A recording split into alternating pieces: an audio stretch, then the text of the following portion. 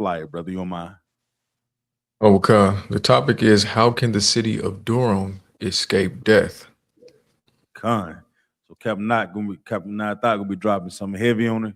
So we not only say the city of Durham, we gotta say the city of Fayetteville, the city of Charlotte, you know what I'm saying, the city of Goldsboro, all the cities that are in North Carolina. Matter of fact, all the cities that our people are in. And the thing is, once everybody get this recipe, you can take this recipe and go throughout to any city, bunk, y'all. This recipe apply to every Black, Hispanic, and Native Indian community across the world. You know what I'm saying? Across the four corners of the earth. You understand? And it's going to be a righteous thing that Kevin and I thought get into tonight. And when we talk about rebuilding the communities, what normally comes to mind when you talk about restructuring a community or whatnot? You gotta use that mic right up, yeah, that one ain't working. Yeah. What comes to mind when we talk about restructuring a community? Slugger, sir, can you hear me in Durham, sir? Con, I can hear you loud and clear. The water. Come on, I was just testing the audio. Slugger. Say again. No, Slugger, so I was just making sure the audio was Tawab in Durham, sir. Slugger. Anybody want to take it? When you talk about restructuring a community or a city, what do you have to do? What would be the first thing you have to do? What are some of the key factors in restructuring the community, Baba Kashaw? Like the other one? Come on. One of them that comes to mind is getting new leadership or at least choosing the leader. Let's say righteous leadership, okay? Okay. Because every year, every 4 years, they vote in a new president. Yeah, it's on rotation, so we have to say righteous leadership. What else, Baba Kashaw? Mm-hmm. What else? Rebuilding infrastructure. The infrastructure is good, right? Infrastructure is the things that the community uses, you know what I'm saying, for its transportation, bridges, roads, all those things are good. But I'm talking about when we talk about changing and saving of people, saving our community, what has to be when you talk about restructuring? What you said the first one, right? You said righteous leadership. What else? Come on, Buck, y'all. So like if I may, I mean, we would want to identify what are the issues that are affecting our community. What's holding us back from being able to progress and to be productive and to strive and grow. Con, I like that one. But strive and grow. But what is? Give me one word to kind of surmise all of it, Bob Shaw. Give me one word.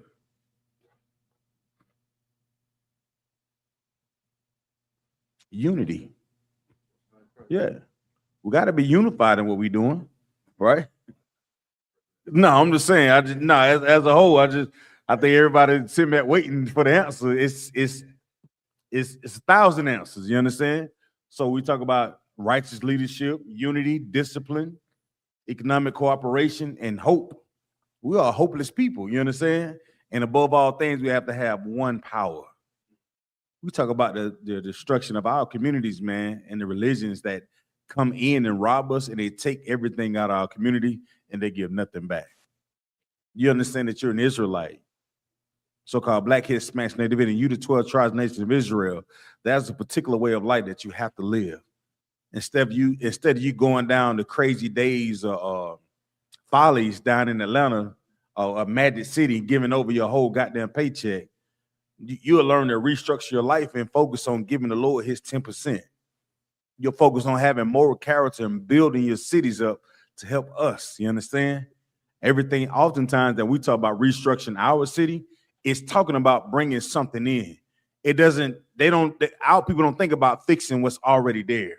You understand? You talking about restructuring the city, you talking about, oh, we need a new Kmart. We need a new Walmart. We need a new, Target. You know, so these are things that often cross our minds, but we don't talk about the things that we need to restructure as a whole. Like, where do we go so we can sit down and eat safely? We seen an increase of sisters start going out to these nail salons. Like these are the things that they go to schools for cosmetology. What's the other thing they do? Esthetician, right? But after they graduate and they put all this money into going to school, how many black businesses that are prevalent in our communities that they can go take that education that they had or that formal teaching and sit down in somebody's shop and grow a business? All these backyard barbecue cooks, we have. Nothing wrong with it, but how are we restructuring so we don't have to go outside of our community? We can build within. You understand? So what's the Mr. Tenderism guy? They made fun of Mr. Tenderism, and we find out he in the back of some oppressor damn joint cooking up all the food and getting no credit for it. Zero credit for it, right? So we talking about, first of all, you got to understand that we serve one God. Yahweh, his name. You understand? You got to understand we're the Lord's chosen people. We need righteous leadership. We need unity. We need discipline. And we need some real hope, man. Because without hope and understanding that things can change your life, you'd be less inclined to fight for anything. It's so easy, right? Let me get the book of Isaiah 58 and 12, Baba Kashaw. Okay. Let me get that with you. You want to start all right.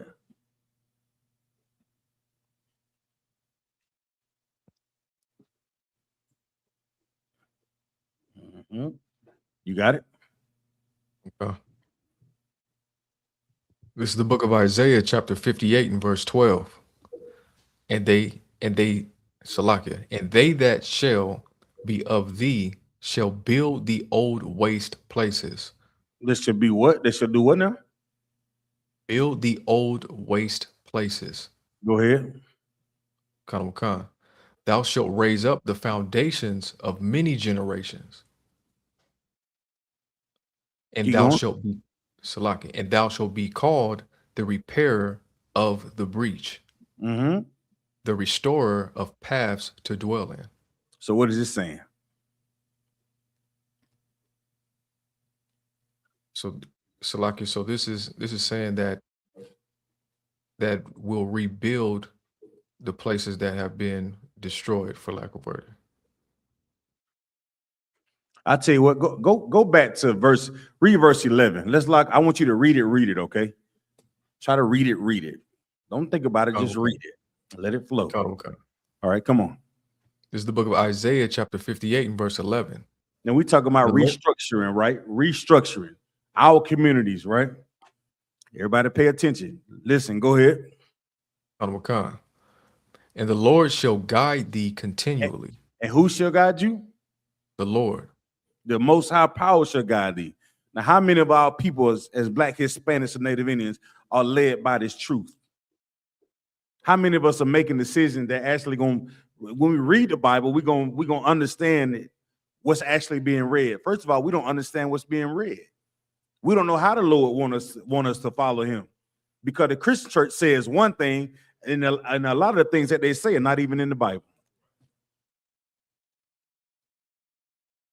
So we've got to first start with understanding who the Most High is. If we're going to be led by following his spirit and following his law, following his word, we got to understand that the people that we've been instructed to listen to have no idea about what the Most High word is.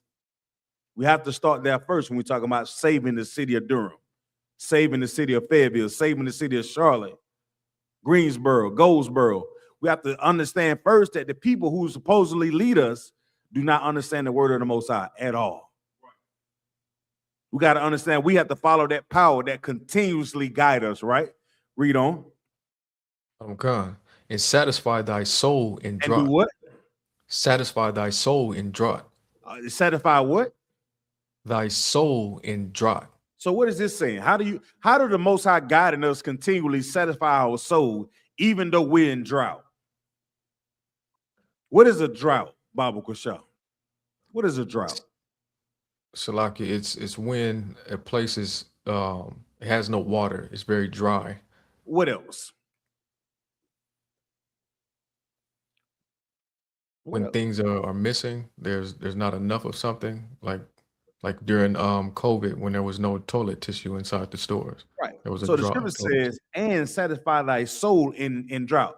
How would the Most High satisfy our soul in drought out? How? What is your soul? What is your soul? What is a soul? In the according to the Bible, what is his soul? Come on, Akin. What is the soul? Salaki is the portion that makes us who we are, that gives us our spirit, our personality. Spirit. Okay, I'll take spirit. I'll take spirit. Yes, spirit is the word I would take for soul. So when we talk about following the Most High, what type of spirit should you have? Let's do this. What is spirit then? Let's do that. You said soul, then you say spirit, but what is spirit? Let's do that. What is spirit? Like it's a vibe or like an energy. All right, so give me the UPK official breakdown of knowing what a spirit is. So there's no gray area. If there's some Christian out there is thinking some spirit is boogly, flying around in the goddamn sky and jumping out of closets and scaring the shit out of you. You know, oh, that's spirit. Some Christian church, somebody walking around and shouting and spitting all over the goddamn place and jumping over pews say that they got the spirit. So what would the spirit be if you know for his UPK, Bob Shaw? Salaki, I don't know the official breakdown, but I could take a shot at the other one. Come on, let me see what you got. That's what we're in class for. Because check this out. The reason why I'm asking you, because it's not just you. I think about everything that we talk about in these classes. Think about this is for all our people. The places that we're in and the things you're learning, I was just like you. I walked through the doors, and every day I came prepared. I was green as a blade of grass. I came in with my pen and my paper and my Zondervan and my dictionary, and I sat down and shut my goddamn mouth because I knew I didn't know a damn thing. I knew all the good deeds that I thought I had done, they didn't mean anything. But now I know I have to follow the Lord continuously so he can feed my soul, even though I was in a drought. So we talk about the spirit. What is the spirit? You said vibe. Now how we break that thing down so everybody will understand the vibe of the Most High? What is that vibe? Salaki, one word I would say an emotion, how something makes you feel. Okay, something that you feel. You ever heard of the term? Come on, Tabu One. Would it be the law, statutes, and commandments, sir? Would it be what? Would it be the law, statutes, and commandments in the sense that, you know, a spirit is a vibe. It's a physical manifestation of something that you can't see, but you see it manifested in something that takes place. For example, we always use the example of, oh, they got school spirit. If someone has school spirit for Fayetteville State, they're going to be wearing them Fayetteville State colors. They're going to be, you know, cheering and excited and doing everything that Fayetteville State is all about. So if you just cut yourself.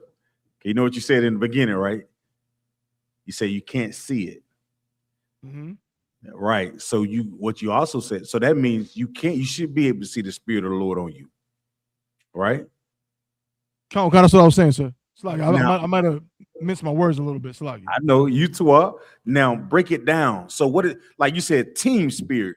Break it down so we all can see it, so there's no misconception about what the spirit is, Balkashaw. You own it, but when you say team spirit, how do you show the team spirit, Balkashaw? Come.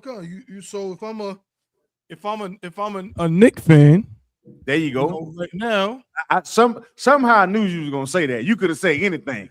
You could have said, look, you could have said a Cardinals fan, Cowboys fan. Somehow I knew you were gonna say Knicks fan. Right. You could have said Jamaican soccer football team. You didn't say that. I could have, sir. Okay, all right. I'm gonna leave you alone, Top One. Salaki out of one. Captain Nayathaq is calling me. Salaki out of one. All right, and with that, we're gonna turn the class over. I don't know if he's ready, sir.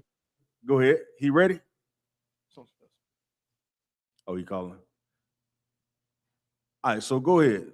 I guess we're gonna go ahead and get it in. So, Michael Ward, give me when that's a team spirit, what does that mean?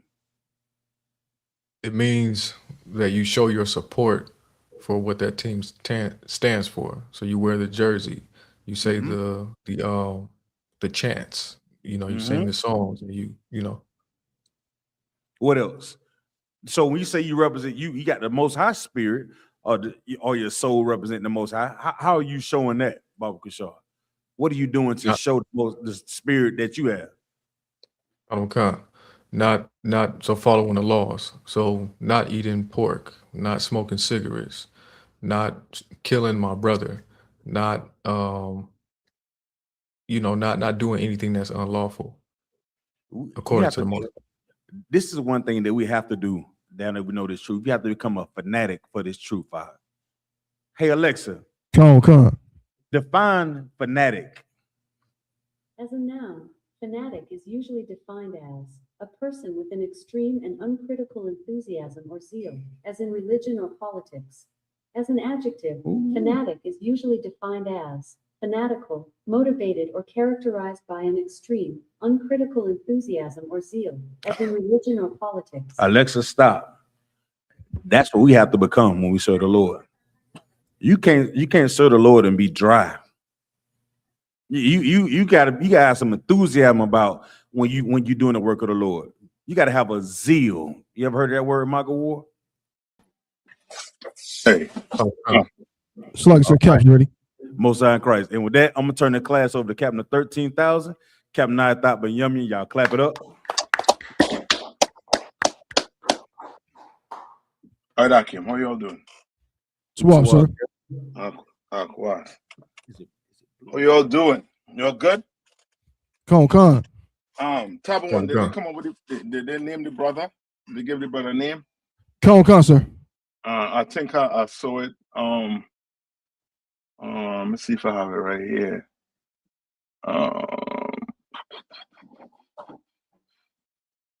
Hold on.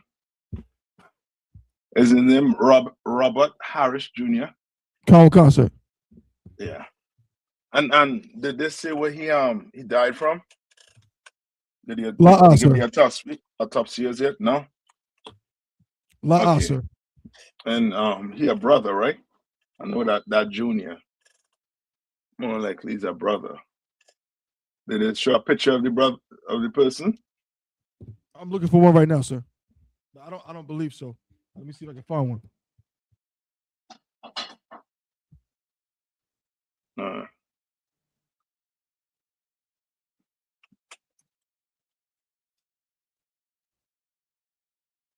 Okay. All right. So, what are we willing to do? The question is, what are we willing to do so that Blacks, Hispanics, and First Nation people don't continue to be unalive? You understand? In America or in this entire earth. What are we willing to do? First, give me Job 9 and 24. And the first step is this. We're going to have to recognize something. Right? And I'll liken it to the sports because people understand sport. Right? What did the Knicks have to recognize or understand to win the championship? What they had to recognize? Anybody? Online? Oh, Salagi, sir. Uh-huh. I mean, I'll just take a educated guess. I mean, they had to recognize that they were capable of winning it all. Yes, but there's something you gotta recognize in sport. If you play sport, you gotta recognize something before you get on the field, before you get on that court. Salakia, sir. Mhm. That when it's two different teams that's going to be on the field, or two different teams. You know what I'm saying? That's So what mindset you're coming on the field or the court with? Oh, war, sir. Yeah, that's my enemy. Yeah, that's the enemy. Come.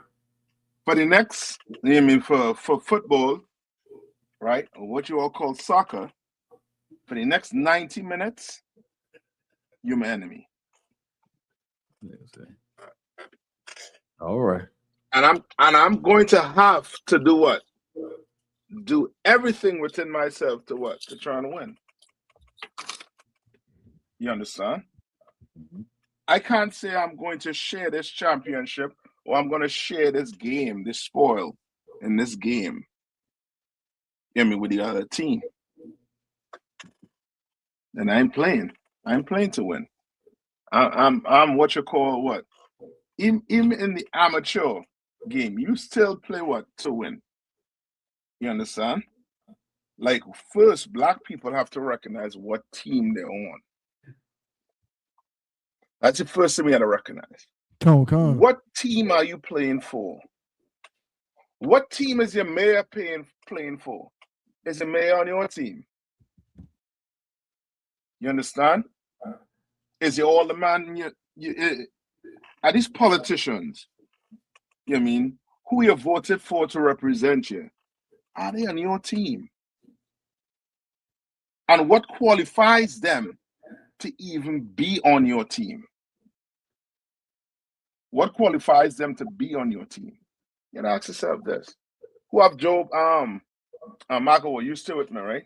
Reading wise. Go to Job 9 and 24. Okay.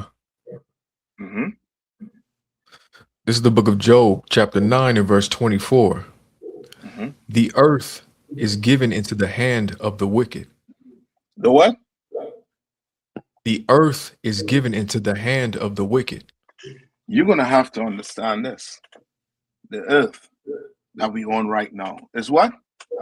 Is given into the hand of the wicked. So when you see things like this happening to our brothers and sisters, know that what? The earth is what? Given into the hands of the wicked. Come. You can't expect a wicked man to do something that is what? Right. He's wicked. You understand? You're gonna have to know what team you're playing on. Mm-hmm. You think the what's the guy named Giannis? I give him his name. The dude over the county jail. Hold on, let me pull up. Giannis, I give him a sheriff. What's his name? Y'all know who I'm talking about? Come. I just seen it, sir. Salaki. You talking Hold about Sheriff Burkhead? Yeah, Sheriff Burkhead. Who team he on? Who team he's on? Like, okay, now today you're gonna understand why white America do not want you looking into your history. They don't want you digging around. You snooping around your history. But once you start snooping around your history, you understand? You're gonna start to wake up and recognize, well, I was playing on the wrong team all along. Come. Some of us quick to recognize that what? The police, they're not on your team.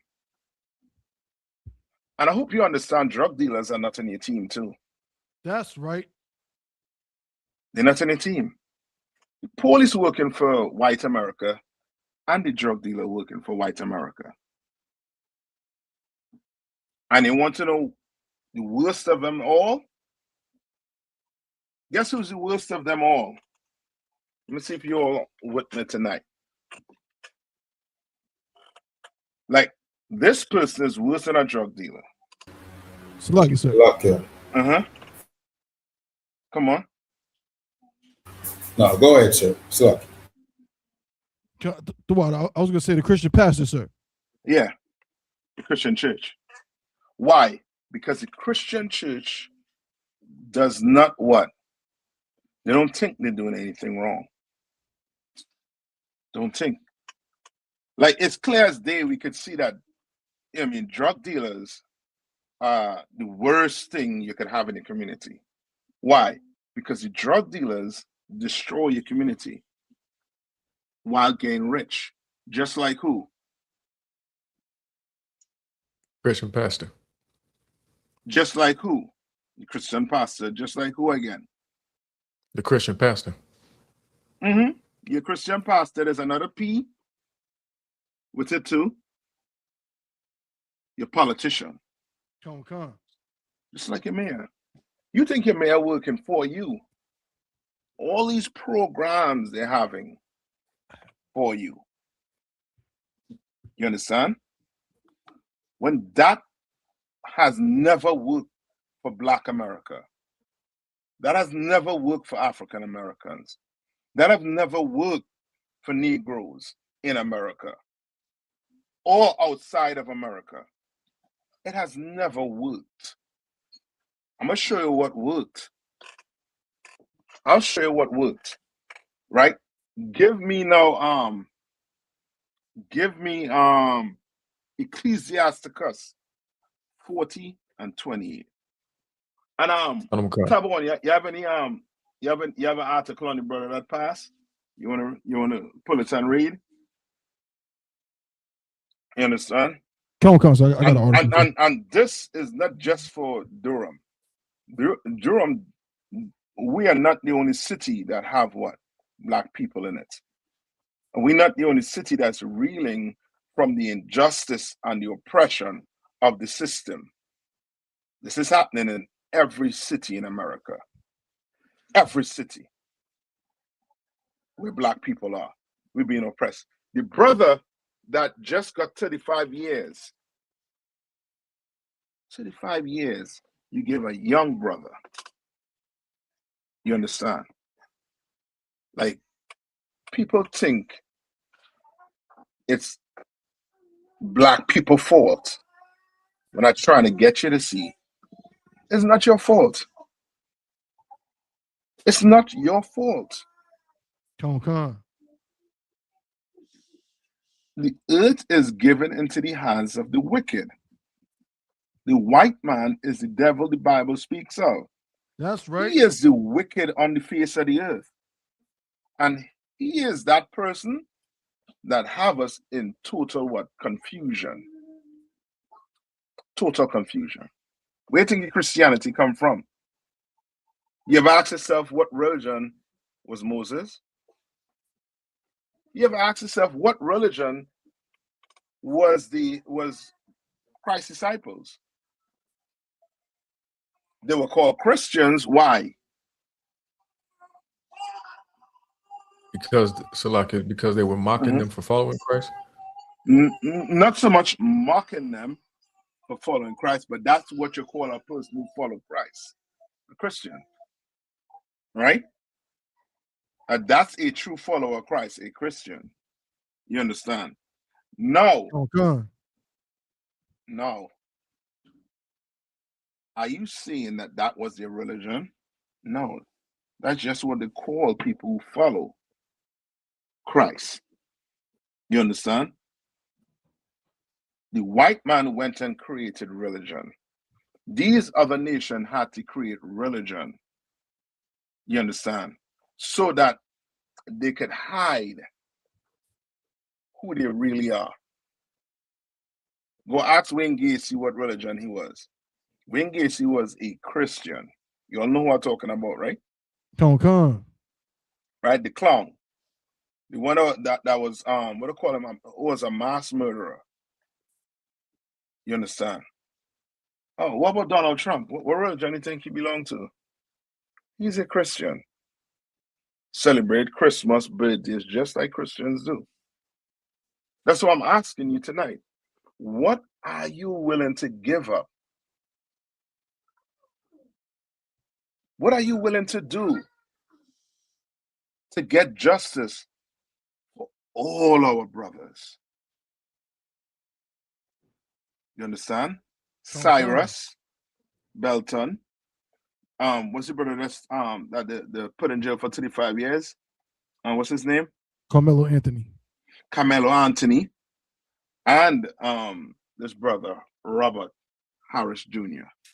What are we willing to do to get justice for him?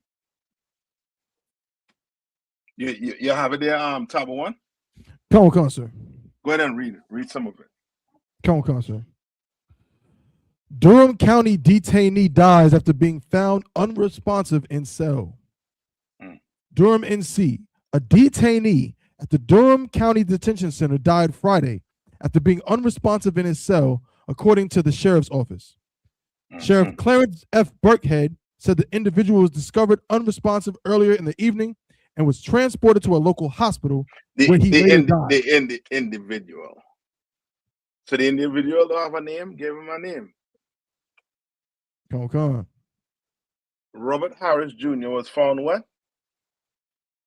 So like, sir. Uh-huh. Unresponsive earlier in the evening and was transported to a local hospital where he later died. Monday. He later died. So he found unresponsive in a cell, which means they're doing what with those people when they lock them up? They're being treated what? Salaki, sir. Come on. I would say that they don't check on them. They treat them like animals. You treat them like animals. Like you just take a straight dog off the street and put it in some canal. You understand? Come on. If I could, I have, a little bit of information on, why this is sparking outrage. Come on. With that specific detention center. If you just look up conditions at the Durham County Detention Center, it says they are marked by severe staffing shortages, aging infrastructure, and escalating safety concerns. With approximately 36% of correctional positions vacant, officers supervise up to 50 detainees at a time, frequently resulting in restricted inmate out-of-cell time, suspended recreation, and concerning health incidents. Oh, so they're making excuses? Where do you want all that money? Right, all the money, and I think and they had a proposal to build a bike in what do they call it? A bike trail on the street. Bike lane, come on. A bike lane. Check out how much does that bike lane cost?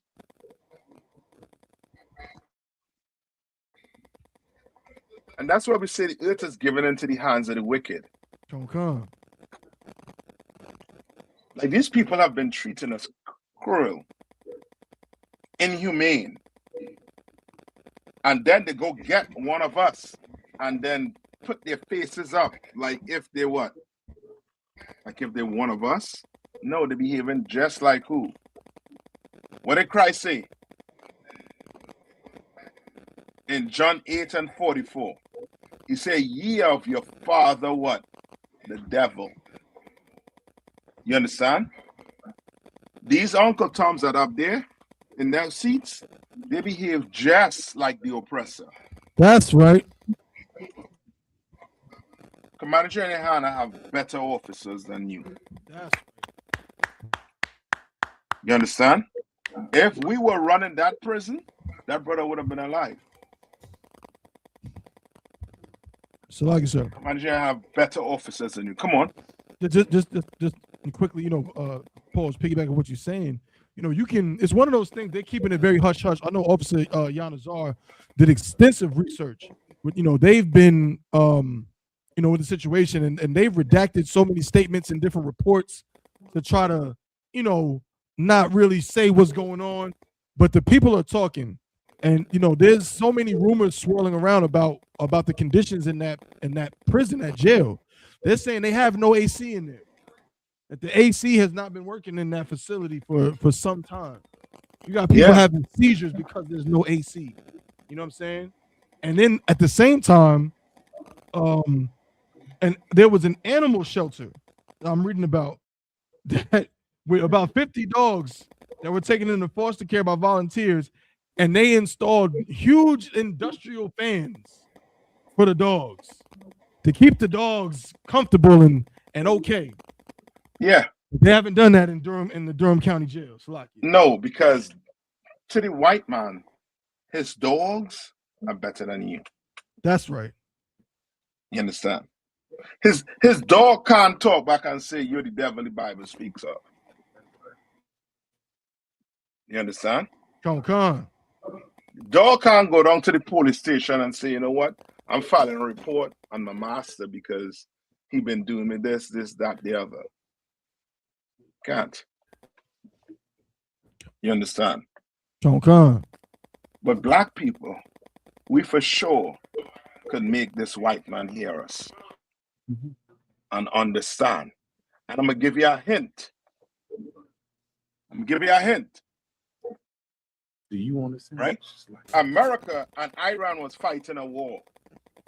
Right? Con. They signed an MOU, which is a what? A memorandum of understanding. And they say what? They cease all what? Hostilities. Meaning Iran is not going to fire on America. America is not going to fire on Iran.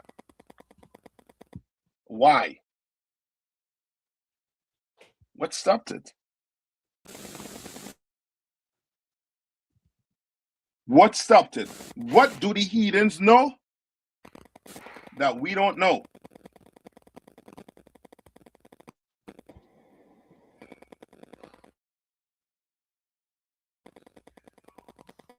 What do these heathens know that we don't know?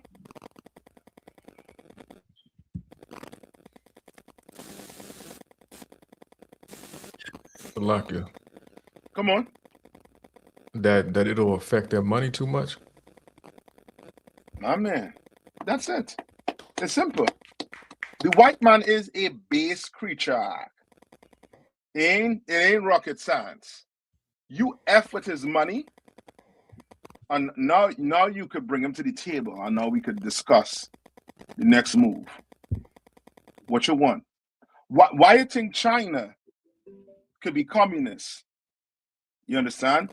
And be in the news with America, going back and forth with America, and still have Chinese people across here owning restaurants, running Chinatown.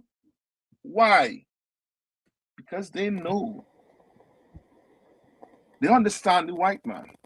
They understand him real good. We don't. We don't understand him. Why? Because of our leaders. Con. Our leaders want his money over their people. So your mayor won't take money from the oppressor to do what? What will the mayor do when he takes money from the oppressor? What would he have to do?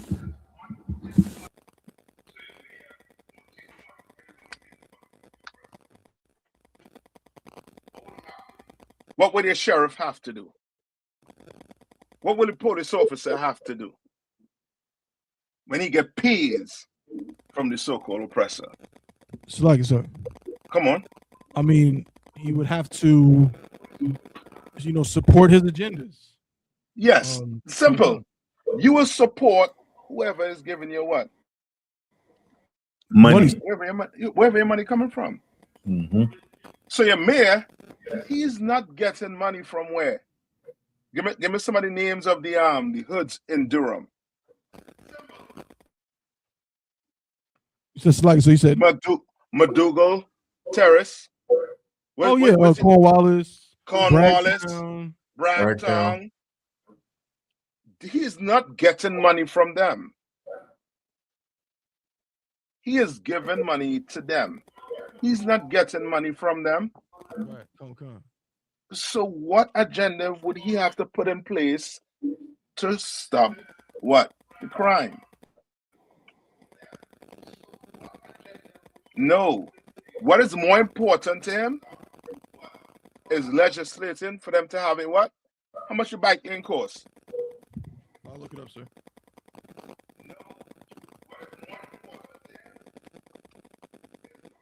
Find out how much that bike lane costs. I'm looking it up right now, sir. Yeah, I know. Right, sir. Come on. Bike lane costs can vary. So not yet. It went away. Based on the complexity of the design, but ranging from 5,000 per mile for simply painted striping, up to 1 million per mile for permanent protected cycle tracks involving concrete work or new structural foundation. Salakia, tab one. Look up Raleigh or North Carolina. I forget which one. It's either Raleigh or Durham. One of them. It'll have the course. The 2026 Durham Bike and Walk Lane.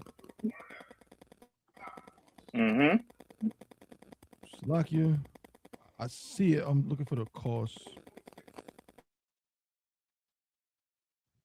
But let's say this. They are more interested in a bike lane. For who? Slovakia, if I could, sir. Come on. Okay, so I found the funding. Uh-huh. The design project is city and grant funded through the capital improvements plan and bike Durham with a total budget of $560,000. So you tell me that can go towards the trying to hire more people to take care of this prison or this jail, this detention center? Sir, because I think if I could, sir. Mm-hmm. I believe where you're going with it is because the bike lane is going to attract some nice Caucasian young engineers, lawyers, and so on. Because that's like the race right now. Everyone's gentrifying to make their city look more appealing to these type of folks.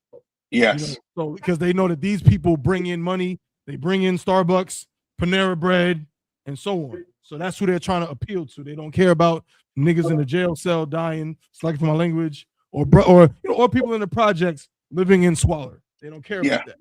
They don't. So what should we do? Should we go there and protest? No justice, no peace? How long we been doing that no justice, no peace march? Good night. All right? Now, that ain't work. We should go get guns. That'll work. I know we think short term. All right? We can't take short term. We go get guns. Where we getting the bullets from? Hold up. Where we getting the guns from? The oppressor, sir. No. I'm talking to black people who say, enough of this all this talking. Let's get guns. Okay. I'm asking you, where we getting the guns from? Okay. Lucky. Go ahead. We get them from the oppressor. Okay. You are answering the question. I'm being sarcastic. And the reason why I'm being sarcastic is black people don't own no gun factory. Right. That's right. You think it's by coincidence that we don't own a gun factory? You think it's by coincidence we don't own a big company making what? Rockets and ammo? You think it's by how many of you think it's by coincidence? It ain't by coincidence, it's by design. Right. It's by design. You understand? It's by design. Just like it's by design that the Crips and the Blood fight and kill each other. It's by design. What are we unaliving each other for? What are we unaliving? When you really boil it down, what are we unaliving each other for? For power? Well, the oppressor, he have all the power. We could fight for this block. You could kill my cousin for this block. And I could come and ride back and unalive your cousin. But guess who owned the corner still? With the white man. That's right. We don't own no corners. You fighting for, you know what it is? It's like fighting for a needle in a haystack. Who gonna win? Who gonna find it? By the time we find it, we might as well throw the towel in. Ain't nobody gonna be alive. And black people think it's by design. It's not by design, but it is by design. Why one is red, one is blue? Look at the colors of the flag of America. Sit down and ask yourself.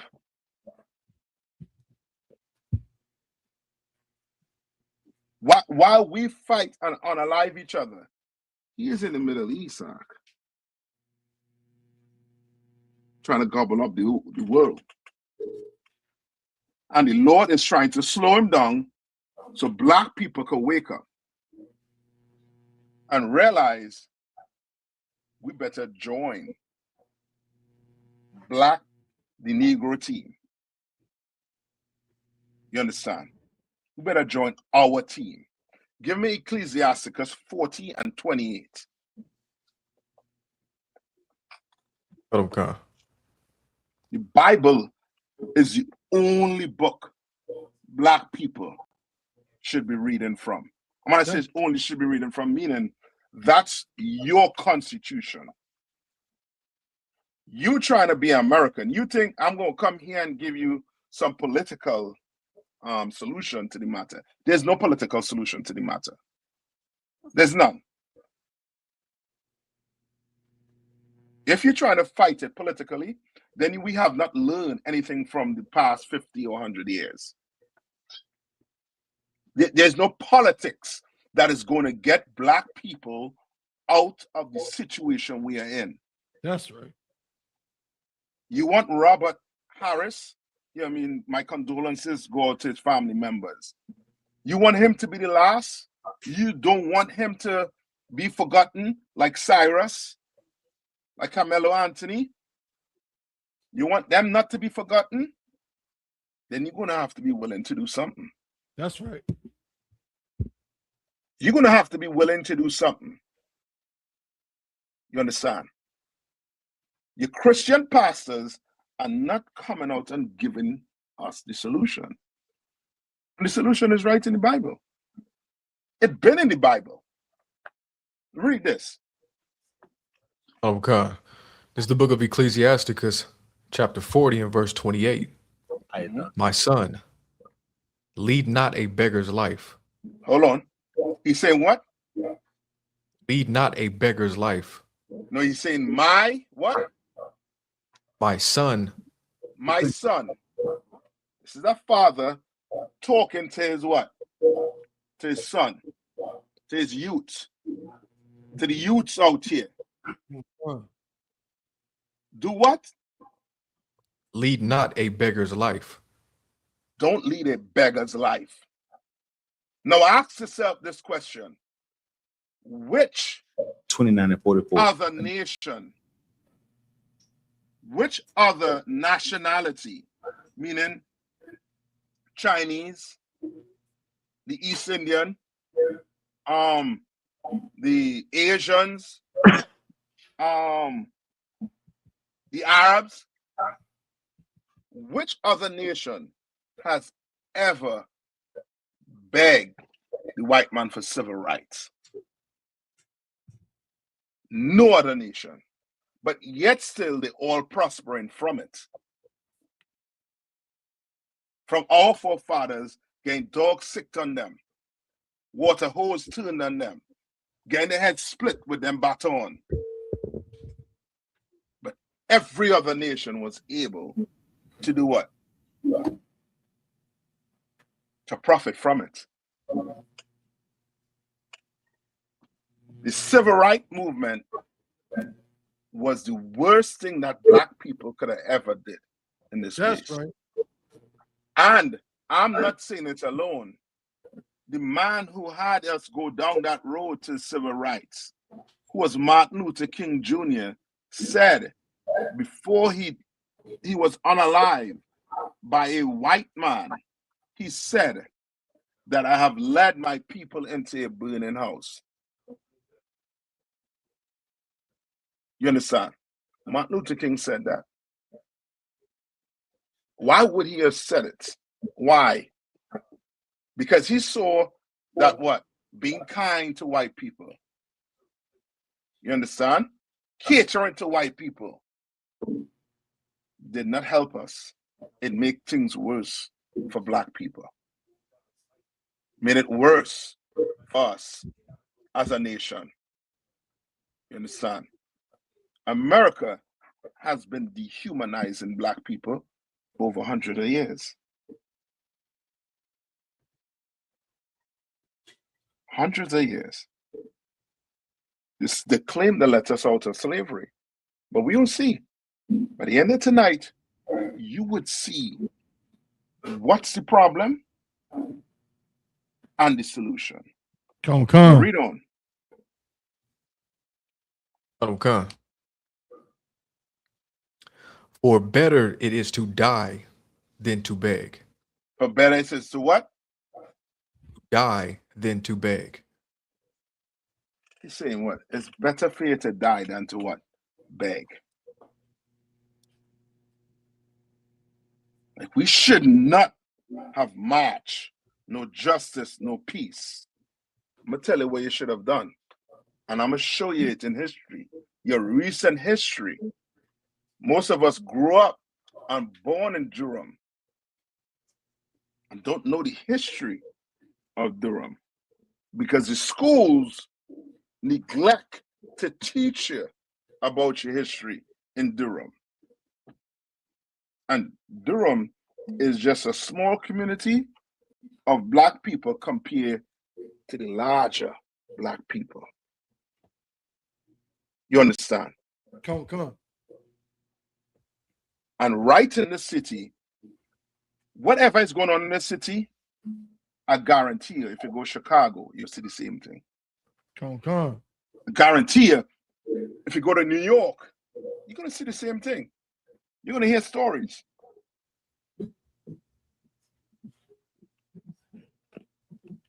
Read on. Come. Verse 29. The life of him that dependeth on another man's table is not to be counted for a life. You want to know why the oppressor look at us the way he looks at us? Because we're begging him for civil rights. That's right. We're begging him to see that we are human beings. When fuck him. That's right. You understand? Damn. To hell with him. You understand? Shouldn't have to beg him for him to see we humans. And then when you're at camp, you hear people saying what? He bleed just like us. I know. But I don't read about his people laying out dead in some jail cell because of neglect. I don't read about his people going to prison for self-defense. I don't read about that. I don't read about his people getting run down and being shot like a dog in the streets of America. And then everybody blaming him for getting shot.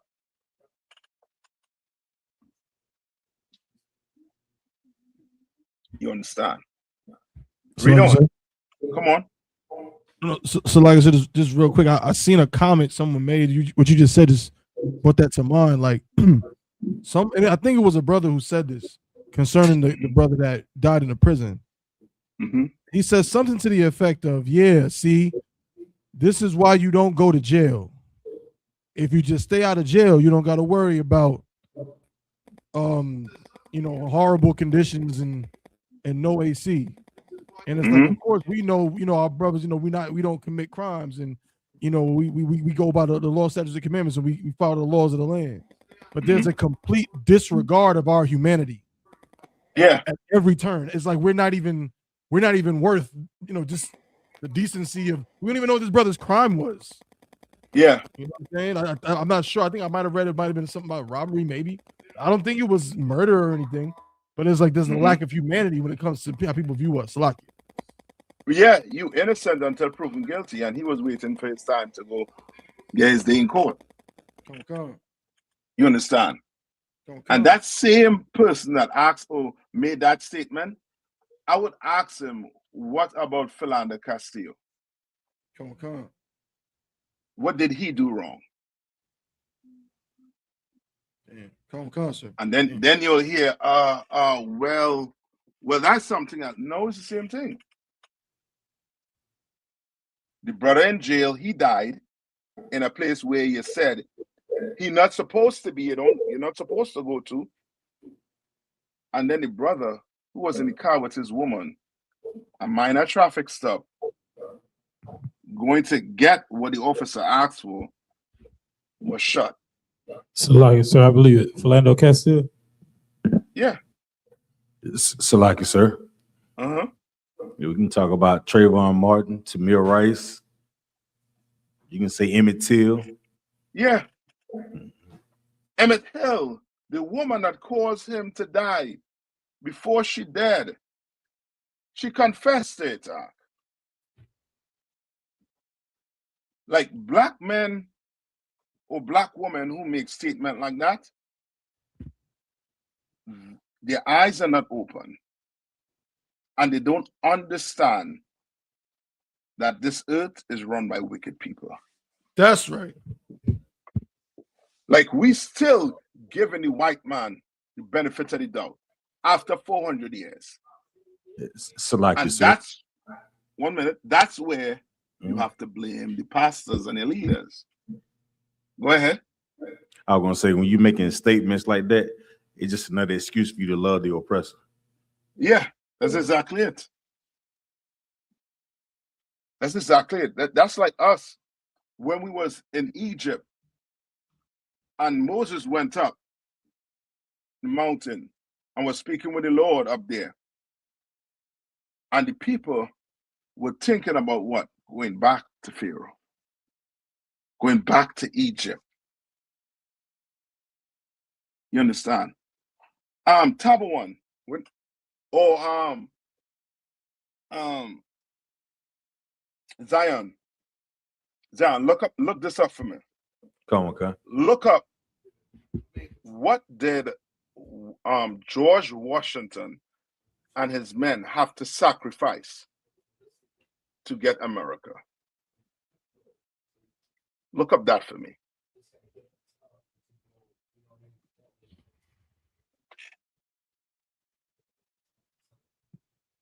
Like, what are we willing to sacrifice? Marco, read on. Okay. For he polluteth himself with other man's meat. He what? Polluteth himself with other man's meat. Because now you're going to take this man what? Meat. And now you're going to have to do what? What you're going to have to do? You're going to have to cater to that man. Your politicians who are being funded by certain organizations, right? Remember, what's the big uproar in America? Political system. Them being funded by what? Or by who? What organization? The Republicans and the Democrats. Who are they being funded by? Salakia. Billionaires? Yeah, but there's an organization that said they came out that was funding and was paying millions of dollars. Salakia. Come on. APAC. Economic Council. Right? That's why you were seeing many of them coming out in defense of who? Israel. Yeah, they were defending Israel. They were saying that they have the right to what? Defend themselves, even though they're committing a what? Genocide, sir. Yeah. Even though they were committing a genocide, they have the right to defend themselves. That's what the politicians were coming out and saying. Why? Because they were being funded, you understand, by AIPAC. You understand? And AIPAC is in bed with who? Israel. You understand? Like when black people wake up to the game that they're playing, like it's going to be a revelation. That's why you should come into the UPK, come into the Israelite School of Universal Practical Knowledge, so that you can wake up and recognize who your enemy is. Recognize the game your enemy playing on you. And recognize that the man down the block, you understand, that have a red handkerchief or a red bandana around his neck, he's your brother before that bandana. You understand? A brother with that blue bandana, he is your brother before any color. Understand that. And the oppressor, he understands it when it comes to what? To money. You think all of them Democrats, you think they're together with the Republicans? One is what? Liberal. The other is what? Conservative. But what they're together on, what they have a proper understanding about. Salaki, sir. Come on. Making sure that they are above us. Yeah. Hating us. Being racist against us. Where's the white Democrat coming out and saying what?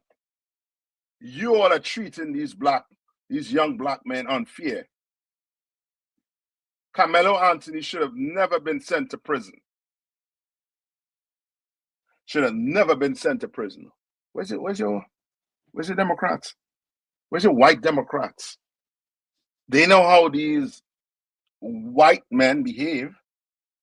You know how the white kids behave. They know.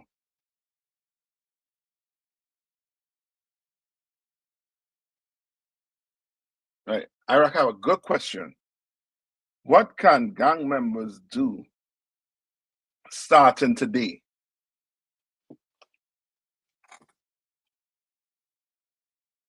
Well, stay a little longer. I'm going to tell you what you're going to have to do. This class is for you, brothers and sisters out there. This class is for you. Right? Read on, Magawa. And Zion, you're from where I asked for? Come on, Khan. Bunky, y'all on it, sir. Let me know when you find it, right? Come on. We ready, sir. We ready. Ready? Come on. Salaki, sir, you asked the question, what did George Washington and his men have to give up for America? That's a sacrifice. Go ahead. It says, George Washington and his men gave up their personal comforts, financial livelihoods, health, and absolute power to secure American independence. They endured years of starvation, disease, and mutinous conditions while Washington himself refused absolute military dictatorship and voluntarily surrendered supreme power twice to ensure a democratic republic. You understand that? Like, they had to sacrifice something. What are we going to sacrifice? So that our brothers don't lay dying in some prison. So that our brothers don't get run down by some Asian and be all alive like some dog in the street. What are we willing to do? What are we willing to do?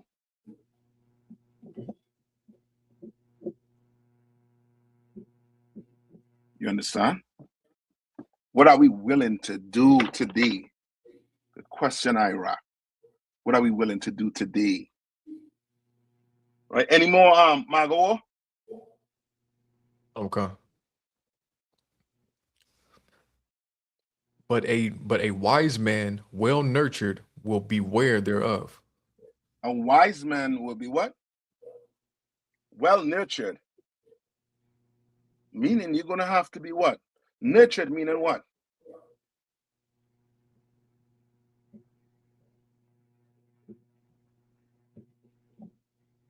Meaning what? Look up nurtured. A wise man well nurtured. Read it one more time. A wise man well nurtured what? Come, but a wise man well nurtured will beware thereof. Will beware. Beware of what? He will beware of taking from another man's table to end up having to do what that man wants him to do, to be subject to him. Yes. He'll beware of who he begs.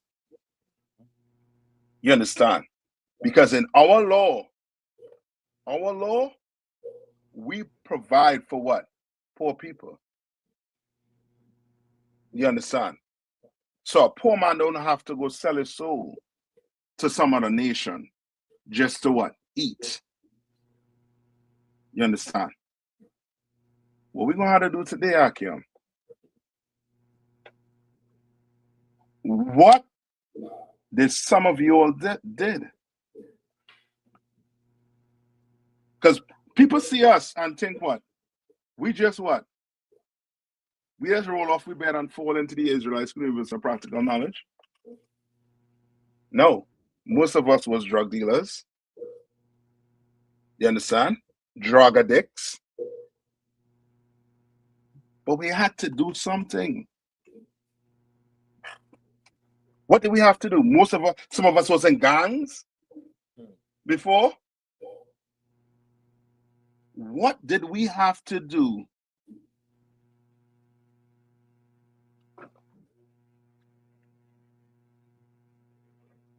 I'm asking a question. Salaki, sir. Come on. We had to give it all up, sir. We had to walk away from it. We had to do what? Yes, we had to change. We had to become somebody brand new. We had to forgive what that brother did us in the world. We had to forgive him. You understand? You're having a hard time forgiving him? You bring it to the Israelite School of Universal Practical Knowledge. Bring your problems here. Bring your issues in here. There's one thing that distinct us from all these other Christian groups is what? In here, your problems get solved. I don't care what it is. In here, you have an ought with a brother. Oh, that get sought after. That get dealt with. And nobody has to what? Nobody what? Salakia, sir. Uh-huh. Nobody have to be unalive. Yeah, nobody dies. Nobody dies in here. We live in here. We like guns and we love women. And we club, we love partying. Like people be getting twisted and thinking, oh, these are some Christians. No, we read the Bible, but we ain't Christians. That's right. We ain't the Christian you talking about. We ain't part of Eddie Long, Creflo or TD Jakes. We not them. We have to give something up to come in here. All right. Top one, I also send you something your WhatsApp too. Some things that Yanaza put together. Tawada Yanaza. All right.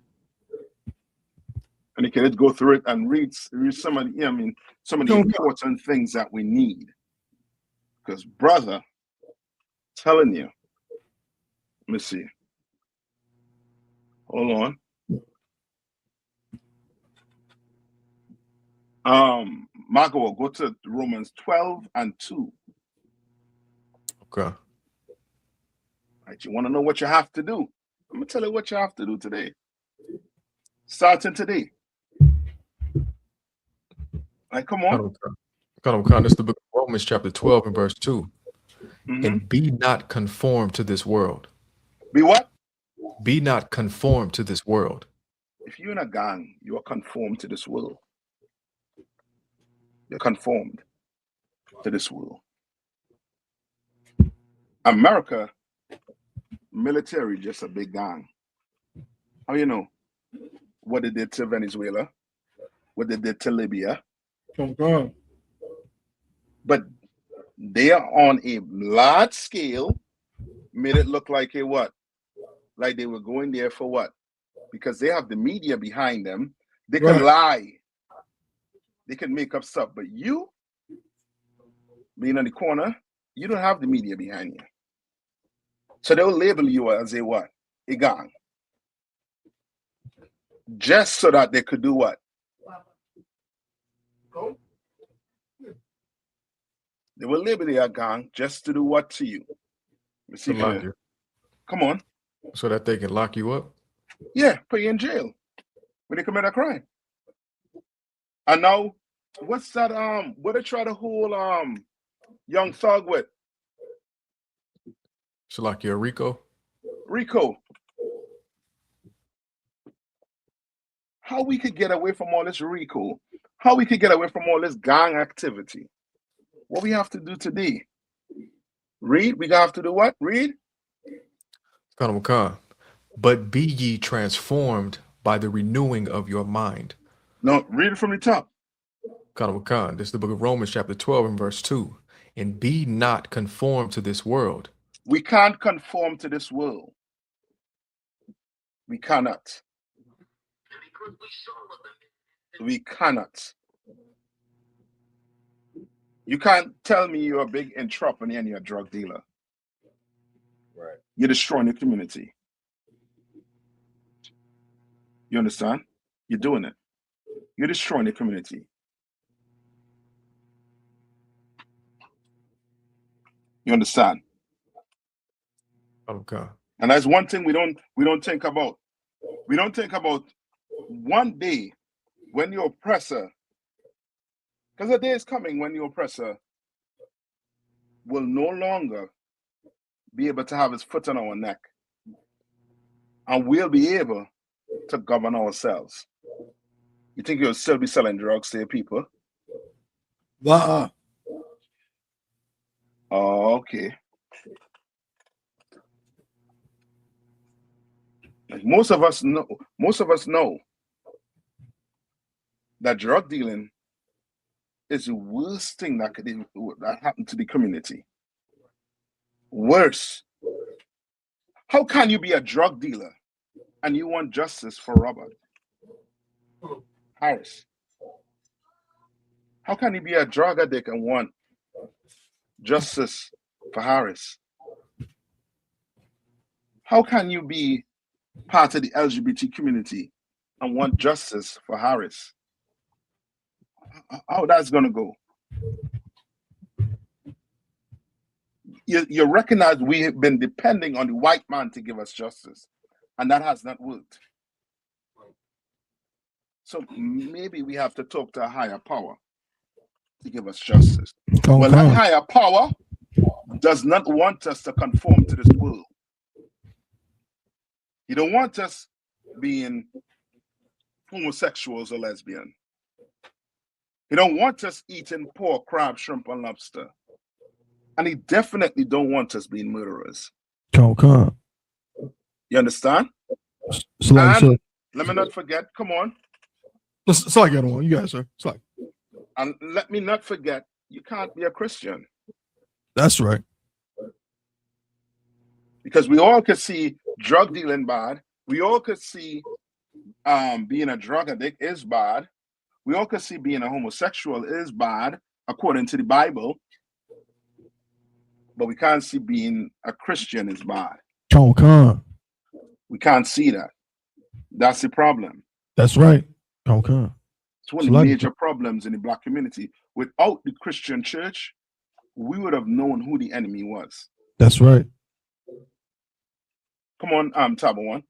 So what you just bringing out is just so heavy, and it's so pertinent. And basically what you're saying, it reveals like a cognitive dissonance in our people, in the sense of we think that things can coexist because we're like used to them.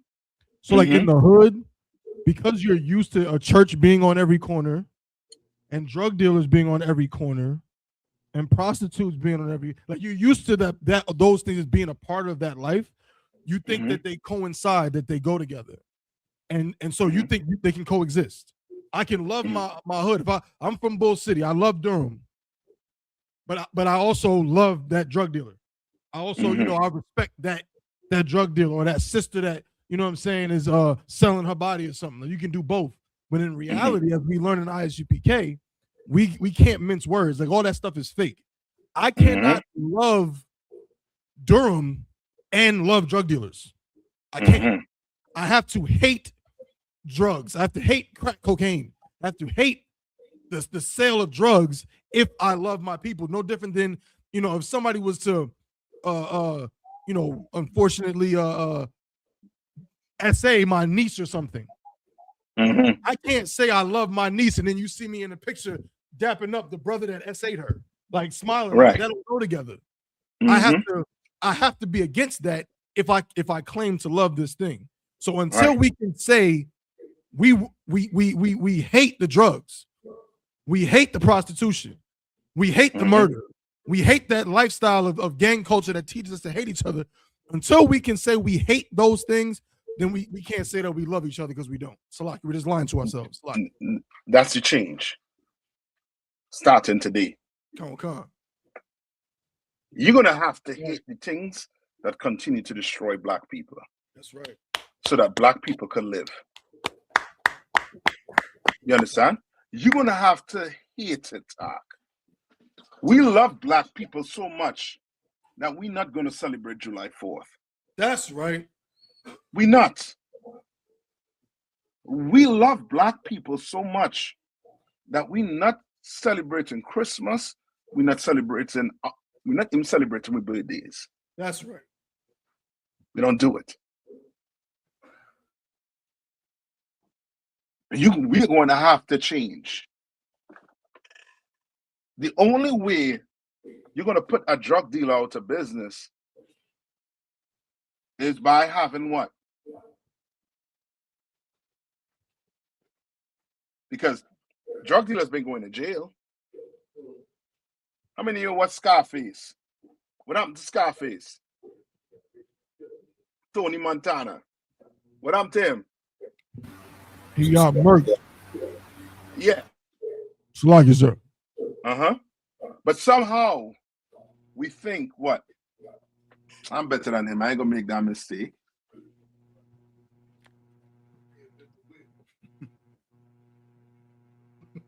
Oh God. That's why we say the white man is the devil, the Bible speaks of. Because you've been deceived into thinking you ain't gonna be making a mistake. Right. You're gonna make a mistake because it's evil and wicked, and the Lord will not stand with you on that. You want brothers to live in this place, you are going to have to do what the Lord say to do. You want a strip club to close down, you want sisters to not be strippers, then you can't go to a strip club. I hate a strip club. I will not go inside a strip club. That's right. Ever again. Ever. Because I love my sisters. That's right. And I know that's a brother-daughter that's on the stage. Right. And she's on that stage like that because somebody violated her as a child. No woman in the right mind is going to expose themselves like that. When I say in the right mind, meaning no woman that has not been violated will be on that stage like that.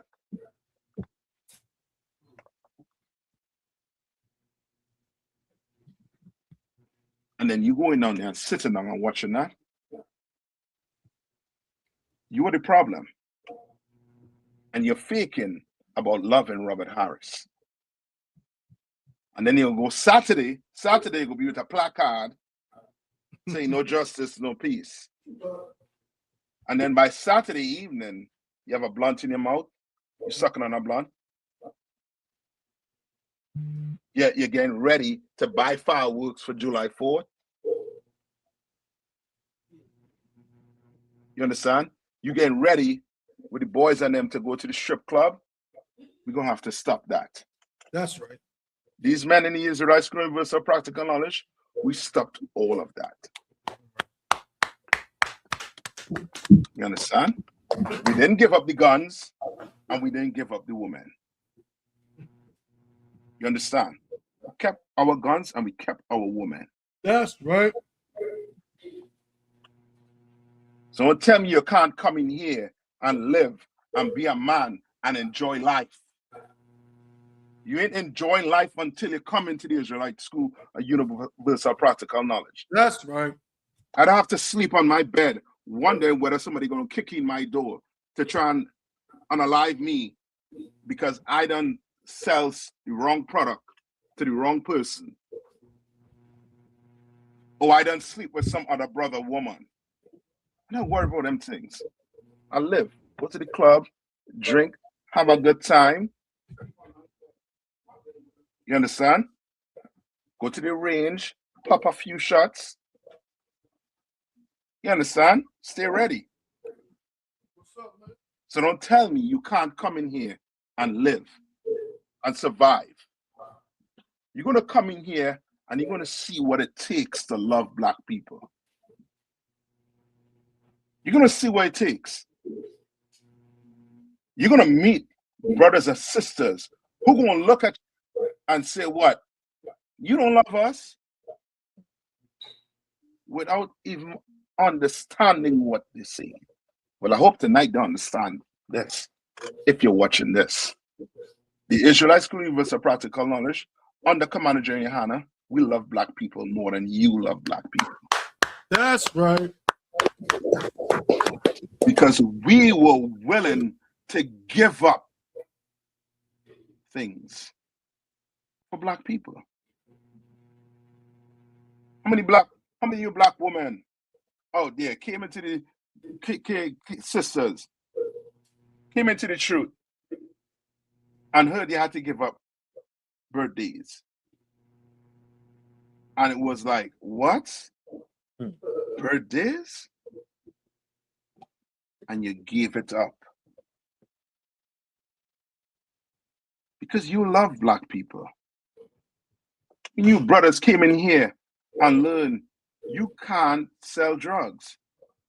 You can't smoke drugs. You can't do crack. You can't do cocaine. And how many of you give it up? Give it up. You brothers came in here from gangs and learned you can't go and plot on unaliving your brother or your sister and didn't do it. And became somebody brand new. Numerous of us. Commander Jehan is building an army for Black men to come in to defend Black men. And when I say Black men, I'm talking to the Hispanics and the First Nation people also. Right? Give me 2 Corinthians 5:17. Okay.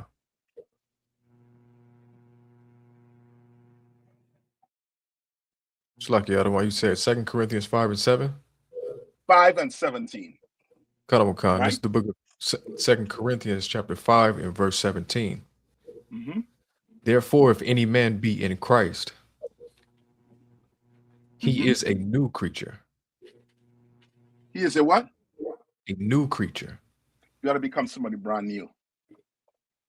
You have to. There's no getting around it. You're going to have to come in here and become somebody brand new. Or else your conscience, because you have a conscience, Black man, it will always affect you in here. So that's why you're going to have to come in here and become somebody brand new. You're going to have to be like that man who never sold drugs before. You're going to have to be like that man who never unalived somebody before. You're going to have to be like that woman who never got on a pole before. You're going to have to be like that. You're going to have to be like a man that was never in a gang. Colors don't make no difference to you. You wear blue, red, you wear any color you want because you became somebody brand new. You understand? And now you go out and teach young men to be like what? Christ, a new creature. Read on. Khan. Old things are passed away. Mm-hmm. Behold, all things are become new. All things passed away. Whatever you did in the past, forget about it. Come in here and become somebody brand new. Become Magawar, Tabawan, Kiyadwan, Akashka, Ithon, Zion. Become somebody brand new. That's right. Come. Become it. Because not just your life depend on it. Your brother and your sister lives depend on it. You know what it is? If Carmelo Anthony parents had come looking for us, or Cyrus, or what's his name? The brother who's George Zimmerman unalive. Trayvon Martin. And knew about us and came looking for us, it would have been a different day, Ark.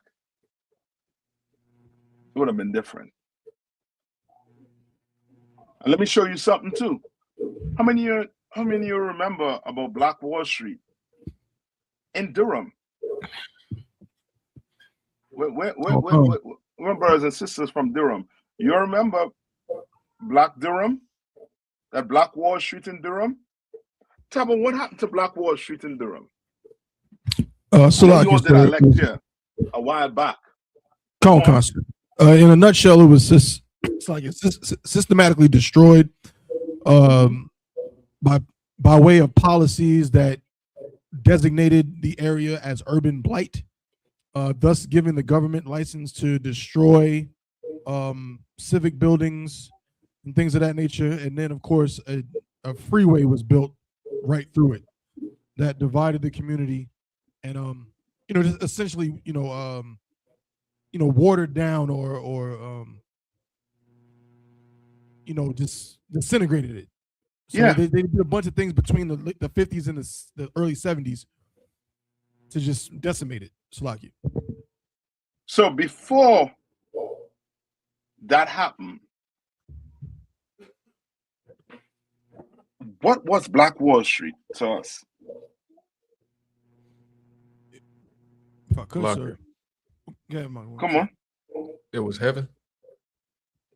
It was now to heaven. Now to heaven. Which means what works? What is Black Wall Street all over America?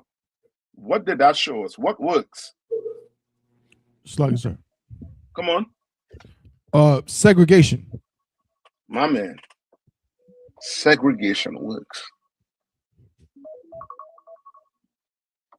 It works, Zach.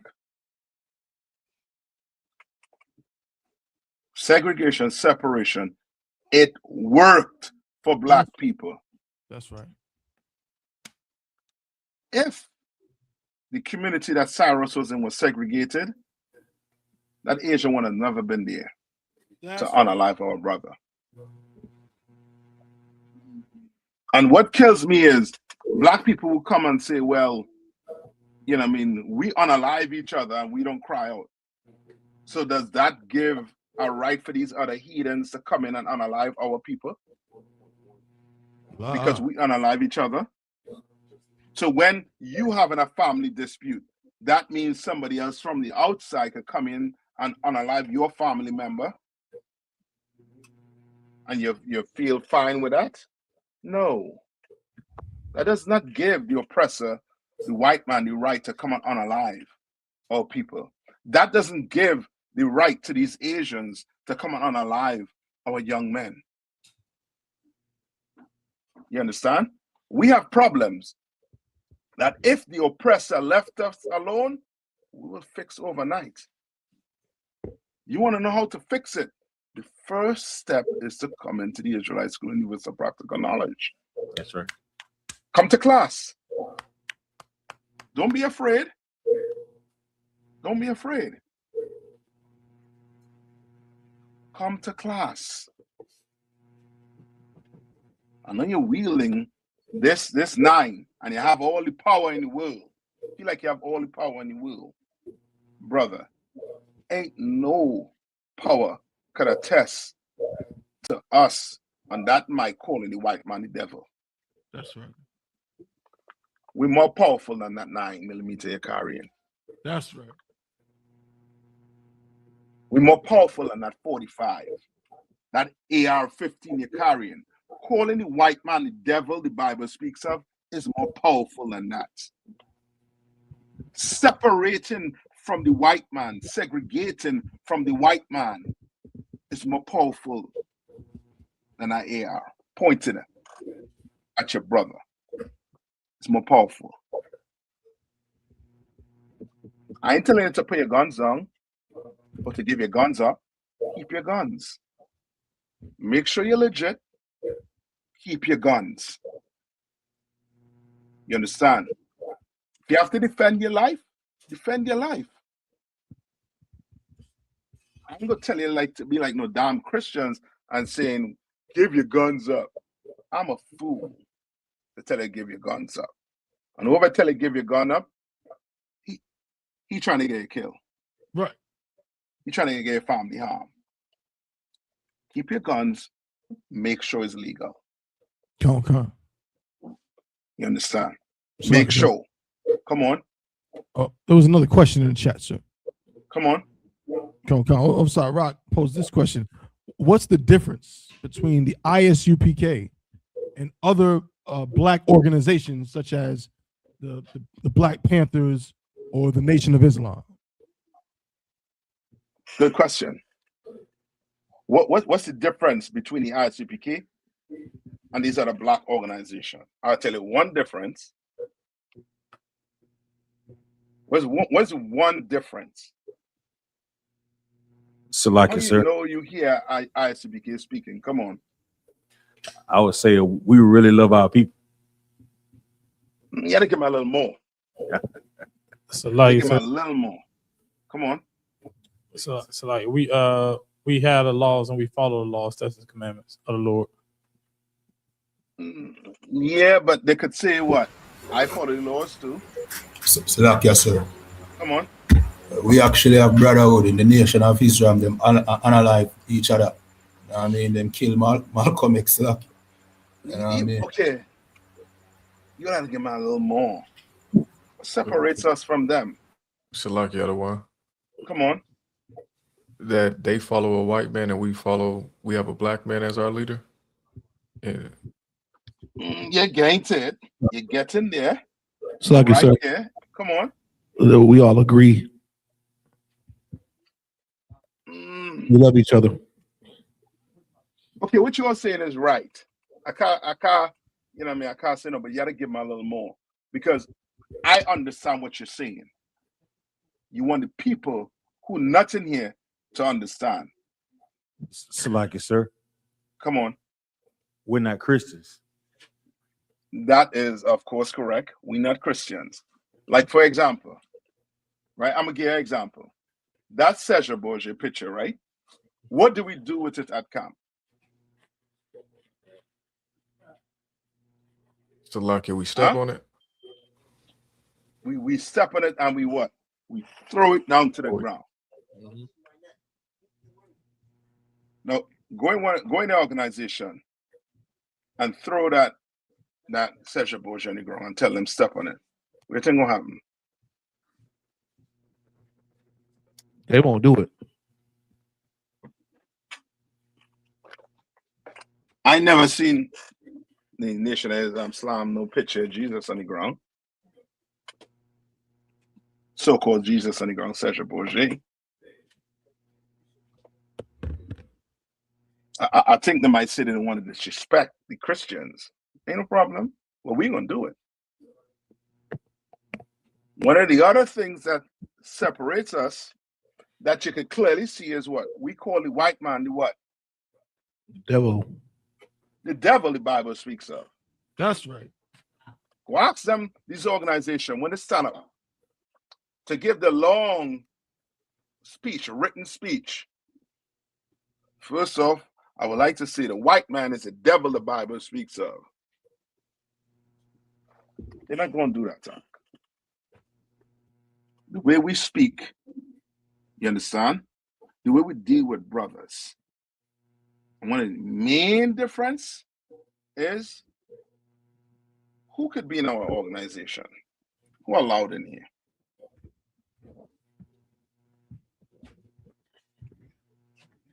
Who's allowed in our organization? It's like you say, Israelites only, part of the 12 tribes. Blacks, Latinos, Yeah. Labor, Indians. Blacks, Hispanics, and First Nation people. They're allowed in here. They are brothers. You can't stop them from coming in here. But in these other black organizations, who could come in? Who could come into the organization? Everybody. Lucky. Anybody.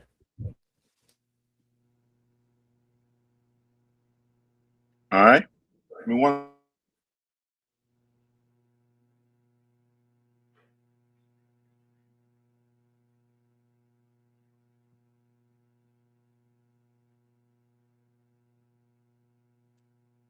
Yeah. You understand?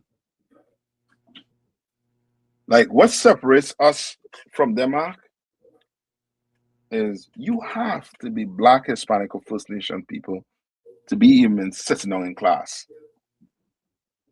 If you're a white man trying to come through them doors, I'm sending you where? To the Christian church. Go there. They love you. They will accept you. Go there. You want to help? Then you could make a what? A donation. Go empty your bank account out. But you cannot sit next to my brother. That's right. I don't want you speaking on my behalf. I don't want a white man coming up and saying, well, on behalf of the Israelites, no, we're not having that act. We're not having that. There's a total difference. You understand? And we follow what? What do we follow?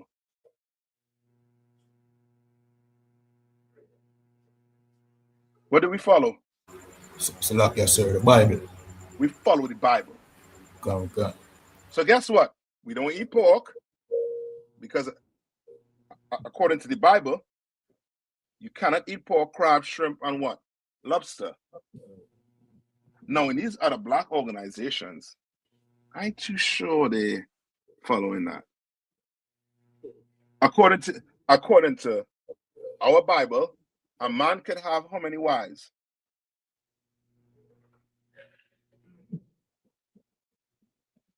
Lucky. Uh-huh. As many as will not deter him from doing the work of the Most High. So in other words, as many as he wants. If he wants 3 pairs of shoes, he could have it. If he wants 3 women, he could what? He can have it. Salaki, sir. Come on. Just let you know, we got another question in the room, so just let you know. Mm-hmm. Right? We could. Like there's so many things that differ us, and so many things you all said also too. We are just different from these or other organizations now. We don't accept white people. That's one of them. We don't accept any other nation. We do not. You understand? As far as we know, they all been what? Profiting off of our captivity, off of our oppression. We don't want them around us. You understand? And soon they will not be in our community. That's right. They will not. Because more and more brothers come in. Guess what? The less and less we're going to start what? Buying Chinese food. You understand? We're going to start looking for sisters to do their nails. Right, Kowal? You know what I mean? Sisters want a nail done? That's right. Call a sister to get that nail done. Drive, 20 miles to the nearest, black store to get your nails done. If you need it done so bad. You understand? Like, we are going to go there because segregation works. You understand? You segregate, now your money is what? Within the community. I'm gonna read, if I get a chance to read some of it, I'm gonna read some of it for you all. Somebody else gonna say something? No, I think Taba one. No, she declined, sir. You sure? She had a question before you brought up multiple wives, sir. Oh, come on. Nah, she gone now once you said that, sir. Oh man. See what I'm saying? We gonna have to just, you know what I mean? There gotta be a change.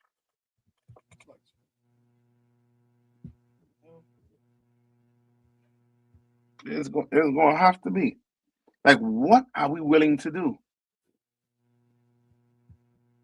Remember, who read what George Washington did?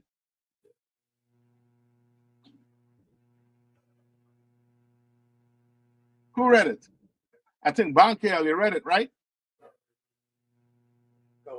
Bankel there? Come, sir. Bankel, find out one more time. Tell me what Georgie had to do. I don't know what concert. It says George Washington and his men gave up their personal comforts. Hold on. You can't give up your comfort as a woman or as a man. George Washington did it. We can't give up comfort. We have to be comfortable in this oppression. You see the mindset we in? We comfortable in this oppression. George Washington was not. Read. George Washington and his men gave up their personal comforts, financial livelihoods, health, and absolute power to secure American independence. Brother, what are you willing to give up? Sister, what you willing to give up?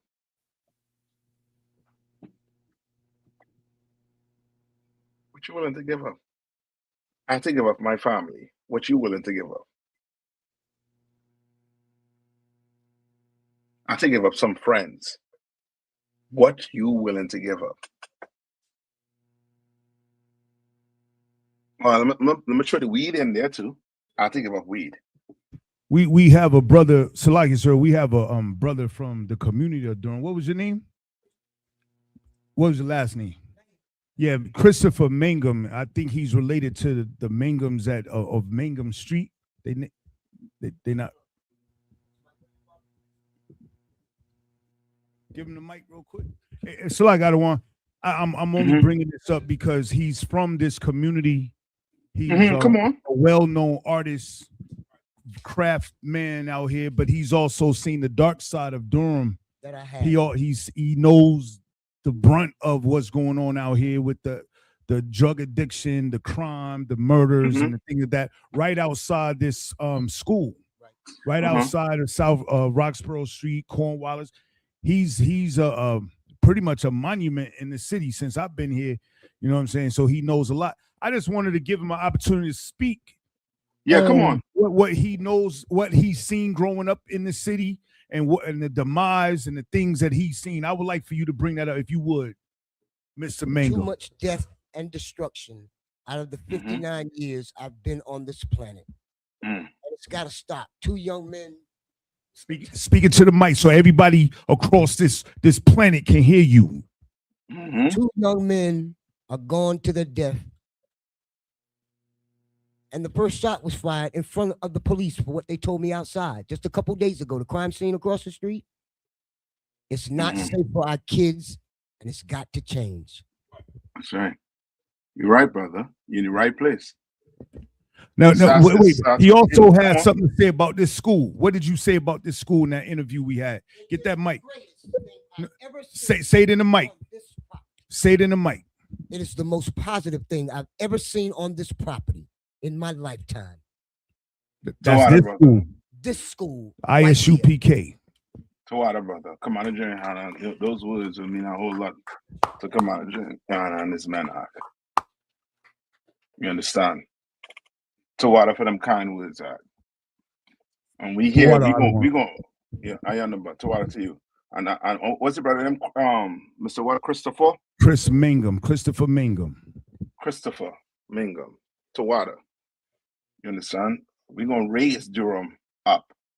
You understand? We're gonna raise North Carolina up. We're gonna show men what it takes to change. We're gonna show them the sacrifice they're gonna have to make to love each other. You understand? We're gonna have to show them it and show them it well. Now, before we go, right? Now remember what Tab 1 had said, right? Tab 1 had made mention of what? Segregation. Right? Let me see if I can put this up on the screen. Tab 1, you can read that? Hold on. Come on, sir. All right. So now, let me just show you a little bit. This here is a little bit, some pictures on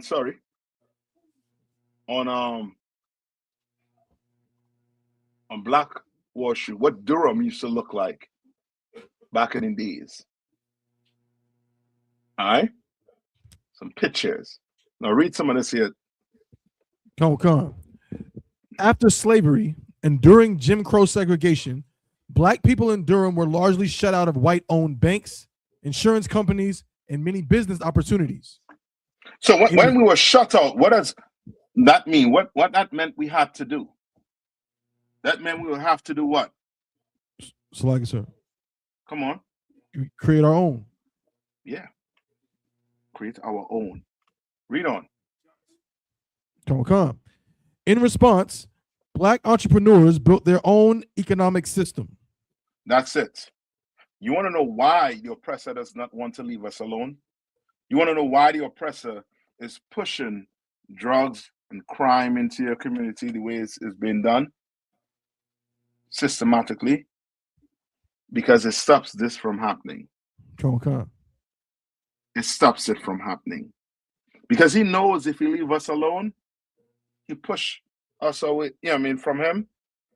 We are going to create Black businesses. We're going to create Black entrepreneurs. You understand? We're going to do it. Let me see. Right? Read this right here.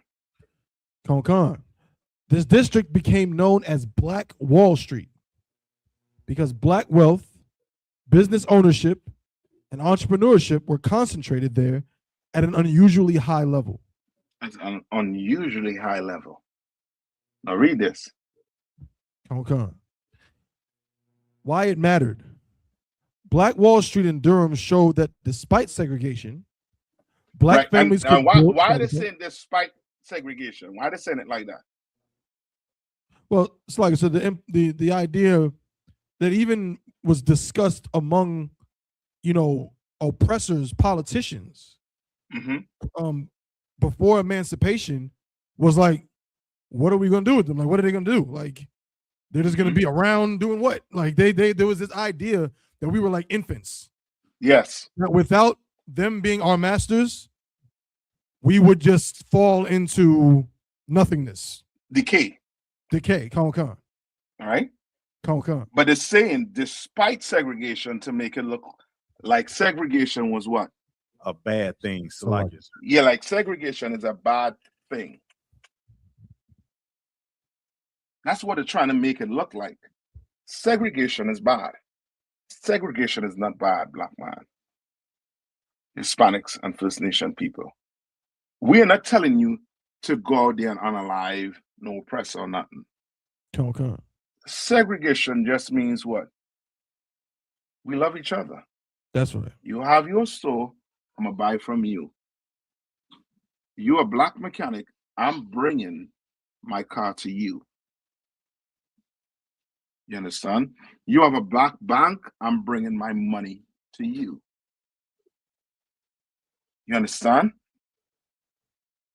You have your black insurance. I'm bringing my money to you. Now read on. Come. Black Wall Street in Durham showed that despite segregation, black families could build wealth. Mm-hmm. Black businesses could finance each other. Mm-hmm. Money circulated inside the community. Mm-hmm. Black institutions, schools, churches, hospitals, banks could become self-sustaining. All right. No. Salaki, Skip down. Come on. I forgot to let you know we also had another native or local of Durham. Her name is Sister Judy, and she experienced some of these things we're talking about. She saw Durham when it was in its heyday. You know what I'm saying? We had a lot of black businesses and things like that. I will, if you don't mind, so with your grace, I would like to give her an opportunity to speak on what Durham was, in contrast to what Durham is today. Yes. And what she thinks is the cause. What were some of the vices and negative things she saw flood this community? Sister Judy's about to speak. Go ahead. Go ahead, sis. Well, I'm 56, so I've seen a lot of development in this area. We didn't have concrete, no streets, no street lights, nothing. You know, we used to get our fruit and everything. It's very fruitful around here. You know, my dad had a farm. And so, but they wasn't able to take our land down here. It was this that they started from Hayti until here. Cornwallis is still the only project you notice they're not trying to knock down. They're just trying to squish them all in there. That's why all shooting. You understand me? It's a bunch of mess because nobody goes to the council meeting. Nobody speaks up about it. But they taking all these places that they shut down these projects and confining them all in there. And then keep saying they're building other buildings, you know, affordable housing, sending out notes that they're gonna able to move them in, and nobody's nowhere. You understand me? And they're sending them here. If you go to each and left from Hoover Road around, we have the most people in the project. You know, the most weirdly the most developed and simple project it is. You know, we still have events out there, you know, reunions and everything. We try to get together, but when you're bringing where we were grounded with, it's gone. We're older now. We are messing with the grandkids that we didn't get to know from the elders from projects, you know. Yeah. You know, Mr. Hood didn't have any kids, so he still is who we got to communicate with, you know. Right. And he's a blessing. He taught us a lot out here. I'm blessed here, you know. Yeah.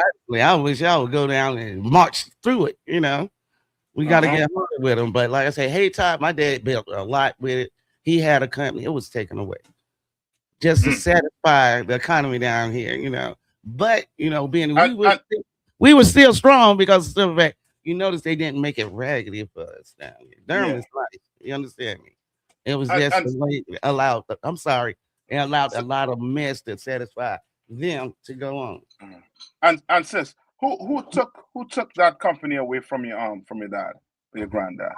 Actually, speaking to it was Mayo. It was a man named Mayo. My dad's last name is Burton. They have a lot of, you know. Oh man, was it what was it a so-called white man that took it? Actually, it was, you know, and so my dad was from Rougemont. And he had to educate himself, you know. So that's right. But he accomplished it and made his own business, but he built a lot here, you know, in Durham. So I know a lot, you know. I knew about the highways that was coming in before my dad passed. Right. Dad did a lot for this community, period. And Tawada for bringing that out too. So now, you know what I mean, get us a sign. You know what I mean, for being brave and bringing that out for sure. You understand? Like we need, you know, brothers and sisters to come in and hear this. Like we not like a Christian church. We're just going to tell people to sing and dance. We're not that. We're going to tell people the problem, who is the problem and give them the solution to the problem. You understand? So now let's read a little bit more of this. What happened to it?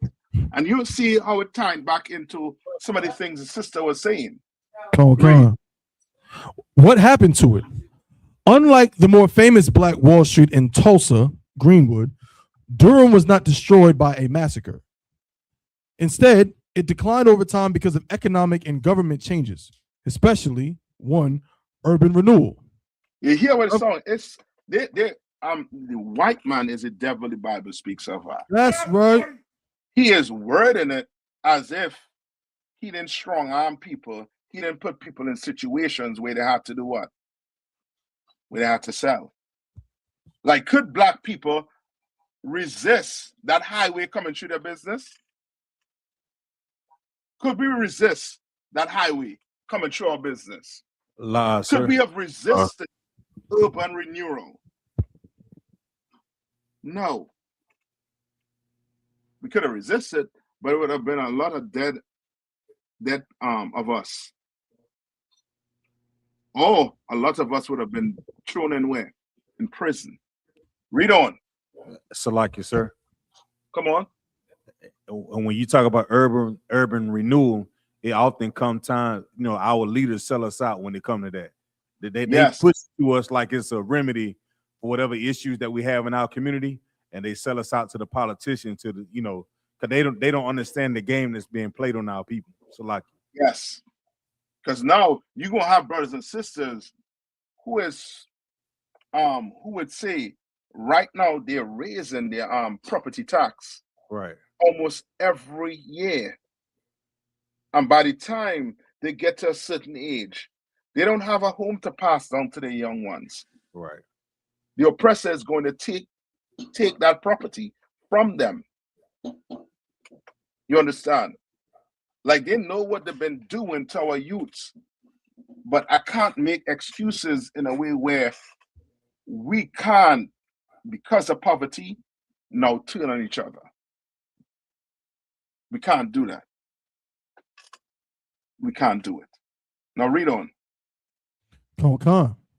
Urban renewal, government redevelopment projects and highway construction, especially NC Highway 147, cut through the nearby Hayti Black community.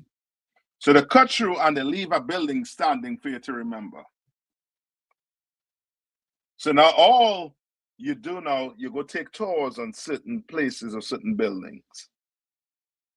And Black people ain't being taught that the oppressor did this on purpose to destroy your building, to destroy Black Wall Street. Read on. This displaced thousands of Black residents and destroyed many homes and businesses. Number two, what are you saying? Integration. Desegregation. Read on. This is complex. It's complex. It's not freaking complex. Come on. It ain't complex. Integration destroyed the Black community. That's right. It destroyed the Black community. And then put us in projects and ghettos to live amongst each other. And then did what? Take away all your Black businesses from you. So now what you did was you take away the means of feeding each other, and now you put a product in there that they're going to have to what? Fight and unalive each other for to survive. You understand? That's like no different than if you have a cage, right? And these are, come on, remember how we break this down. You know what I mean? To us, you have two dogs in a cage on either side, and there's a gate in front of those two dogs. You don't feed them for 7 days.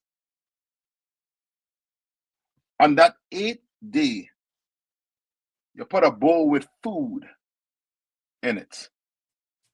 And then you open those two gates at the same time. What's going to happen? What will those dogs do? Salakia, sir. Uh-huh. Them are gonna kill each other over a plate of food.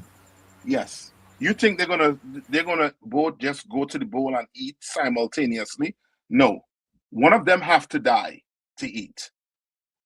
And the oppressor has created a condition where one of us is going to have to die for the other to eat.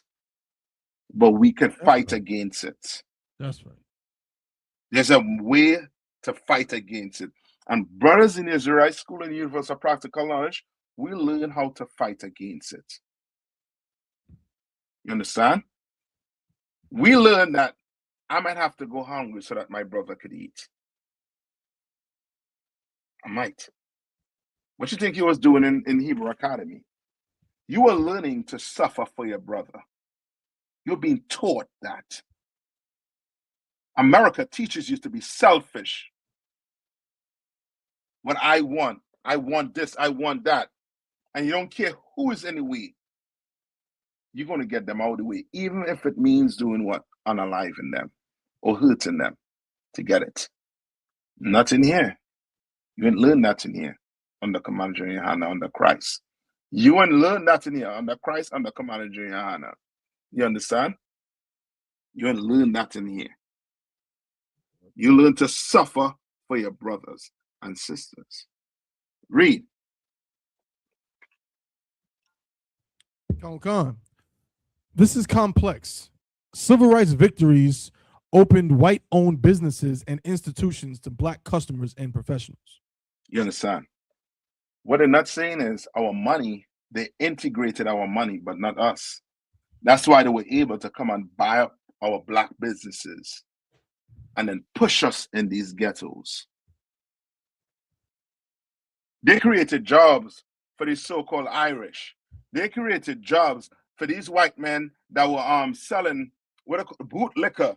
Remember, boot liquor was illegal? You understand?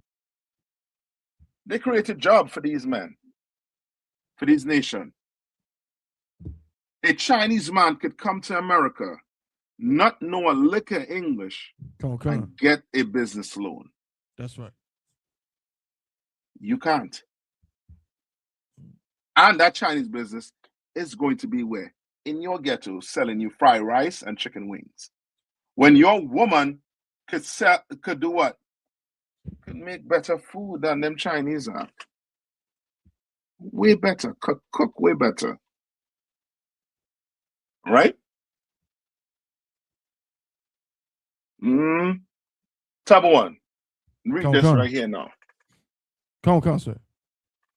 In one sentence, Durham's Black Wall Street rose because black people built powerful financial institutions during segregation. During what?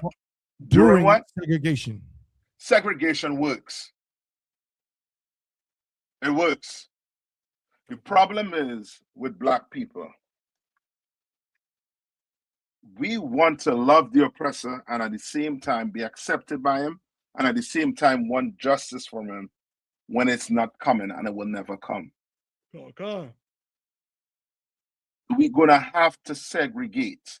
If I had time, I would have gone over maybe next class, that entire class, I might take and go over the American Constitution and break it down for you so you can see what George Washington and his men had to do to separate from the British, to win. Read. Come. Salakia, because black people built powerful financial institutions during segregation, and it declined mainly because of urban renewal, displacement, and changing economic structures. So it changed because of what? One word. Integration, sir. Integration.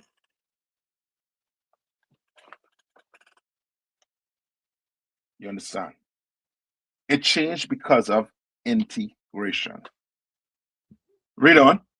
Come. And changing economic structures, not because it was burned down like Tulsa. Okay, we know. That's the same thing they try to do right now.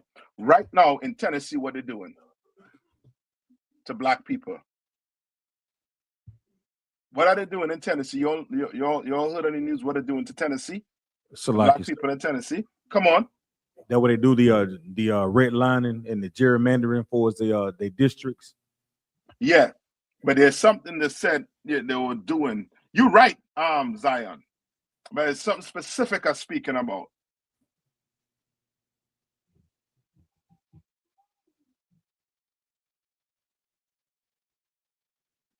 You got me. They tell you you need an ID card, and you need to be proficient in what? In English. What the hell is that?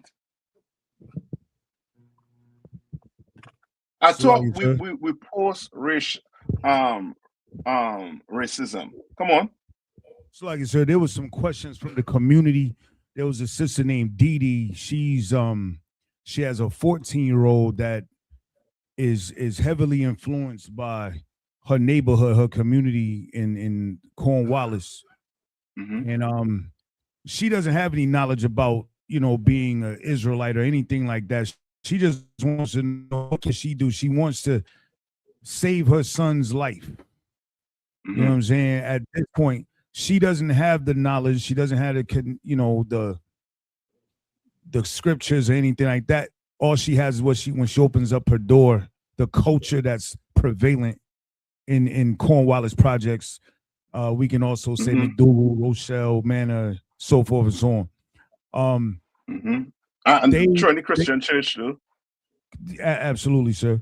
And so without the doctrine of the ISUBK, without knowing what we know, which is taking time for us to change to come to this knowledge, she's hurt because she feels like her son is next because a lot of his friends are dead already.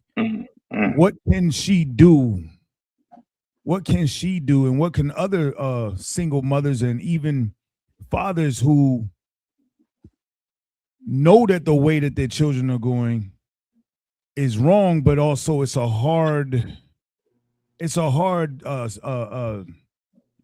fight because every day they go to school with these people. When they go outside of their door, they see the people, they see the life. That's all they know. You know what I'm saying? They don't know about Christ. They don't know about, the scriptures, the law, statutes, and commandments. They just know how to survive from going from one end of the city to the other, or to the one end of the community to the other, and know who to stay away from. They learn who to, who they can talk to, who they can't. How can they break that?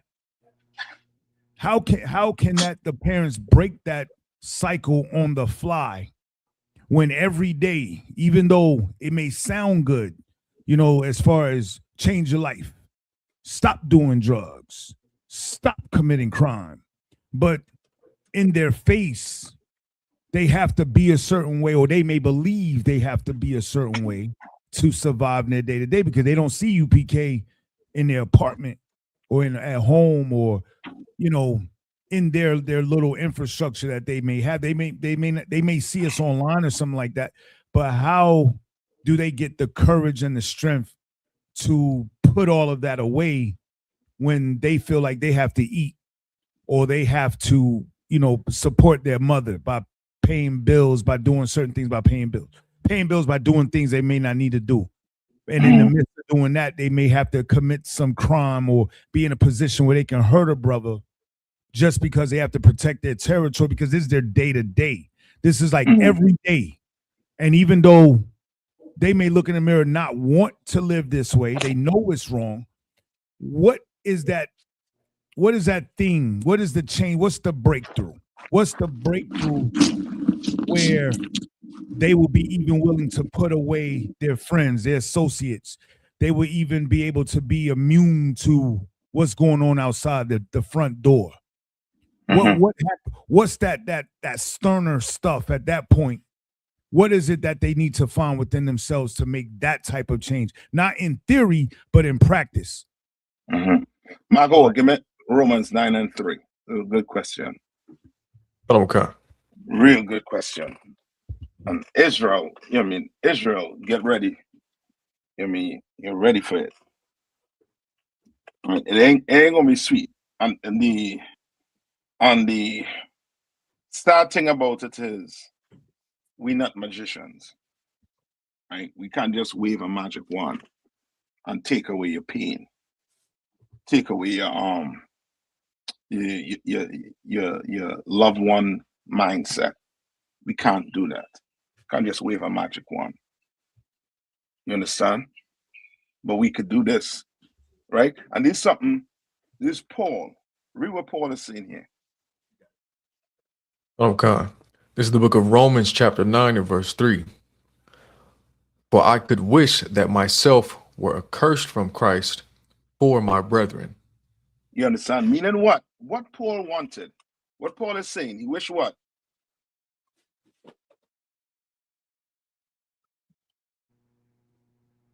Salakia. Come on.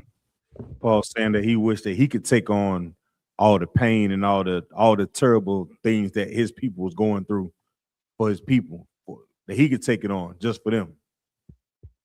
Okay. Okay. You want it. So like Zion. if I could. Come on. Meaning that he wished he was separate from Christ, like he didn't, he didn't have any knowledge of what was going on, because if he didn't, then he wouldn't suffer as much as he does now. Okay, not really. Zion more on it. Read one more time. Margo.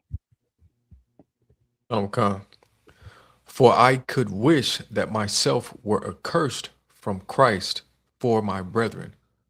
For my what? For my brethren. Read on. Khan. My kinsmen according to the flesh. This is one thing. And I hear this. Brother, I wish them brothers could have what I have. For God's sake. I wish it. I pray it too. You understand? What that mother, come on.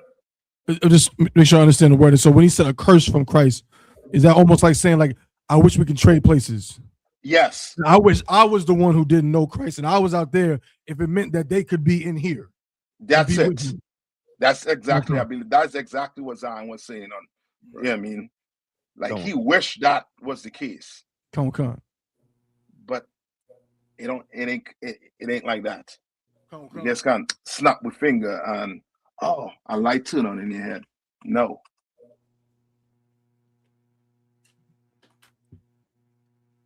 Before brothers came to Durham, right? I should say before brothers came to Durham. How could I word it? Okay, for the truth to come to Durham, what had to happen? For the truth to come to Fayetteville, to Charlotte, to different parts of North Carolina, what had to happen? Come on. There had to have been brothers in the city that was willing to change. That's it. What that mother is going to have to do, she is going to have to be willing to change. That's right. She is going to have to come and sit down in class and learn and pray to the Lord. Get on her knees and pray to the Lord. Because she changed her life, the Lord could spare her son's life. That's right. And that son could see that mother the way she lives and be like, you know what? I'm coming to class with you. That's right.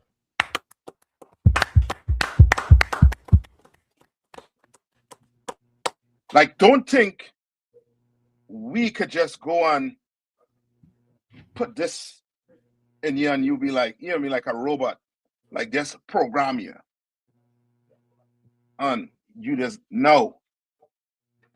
We have to live this Bible. In here we live, Ark. That's right. And that mother coming in, that family member coming in, they're going to show their loved ones what living is all about. What life is all about. Let me ask you a question. If you have a son in here and he decides to go be, say, a homosexual, what would you do? Sorry, sir. Uh-huh. I would let him. I would let him go learn what being a homosexual was like. Yeah. Because you learn that. You're going to have to come in here and you're going to have to warn your son. If you continue down that road, you are going to die. You're going to have to give him it just like that.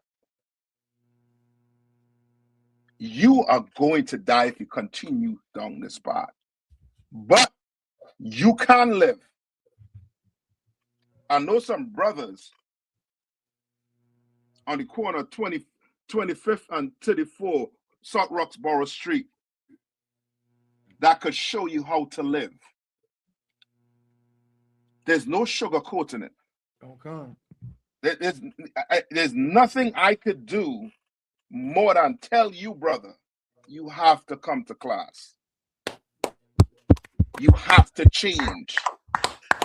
You have to give up that life. I know that's all you were taught growing up. But there are so many examples showing you that this is not life. You know, what's brothers in the streets are, in the hood, making it to 30, 25 is like they make it to 100. They celebrate that like they make it to 100. When in here, we celebrate life in here. We cry when a brother passes on together. But we celebrate life in here. You come in here and live. You come in here and get wives, sons, daughters. You come in here and get a new father, new mother, new brother. But you're going to have to sacrifice something. Like, you can't be a mother and want your son to sacrifice, but you not sacrificing, or father, you want your son to come in here. Well, you come in here and show your son. And show him. You're going to have to do it. You're going to have to change. All right? Give me Acts 3:19. Adam Khan. This is the book of Acts, chapter 3, and verse 19. Repent ye therefore, and be converted. Meaning what? Change. Stop doing what you're doing. Tonight, stop doing it.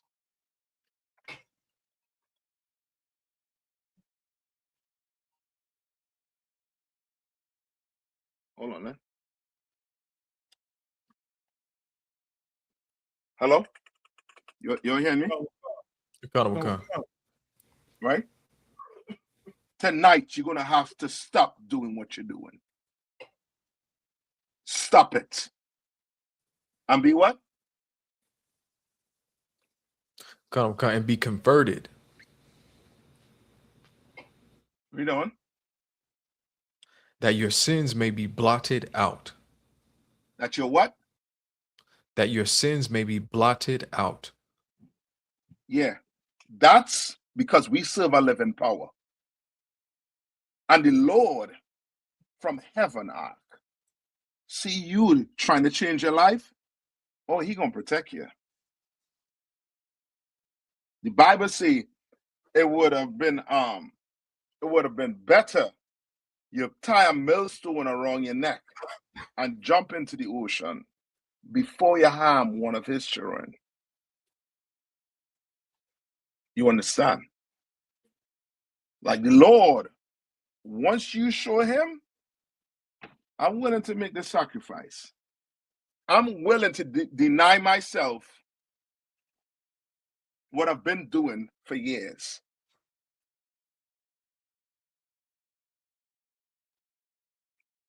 Oh, no, now you're talking. Go to 1 Peter 2:21. Okay. Right? Or else, guess what's waiting?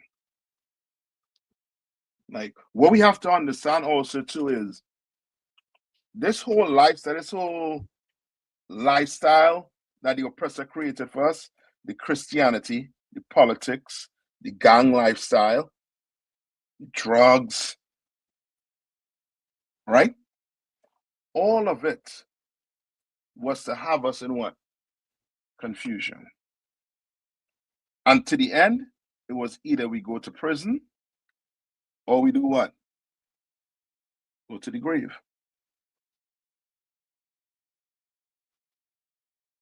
You understand? And then in between there is some strip club, getting high, whatever you want to do. Not what the Lord wants you to do. Slug, Right? sir. Read on. Come on. Oh, may I? Yeah, just what you was just reading and what you just taught about, you know, and I'm speaking to the population in Durham. You know, I've coached a lot of young brothers and seen brothers come up from 5 to 20 years old. You know what I'm saying? And I've also seen a conversion, and I think that's an important point that you made, that when we say convert, meaning change, you know, repent and change our life, you know, some people may look at that as yielding or submitting, right? But right, you know, spiritually, we know that we submitting to the will of our Father, to the Most High, right?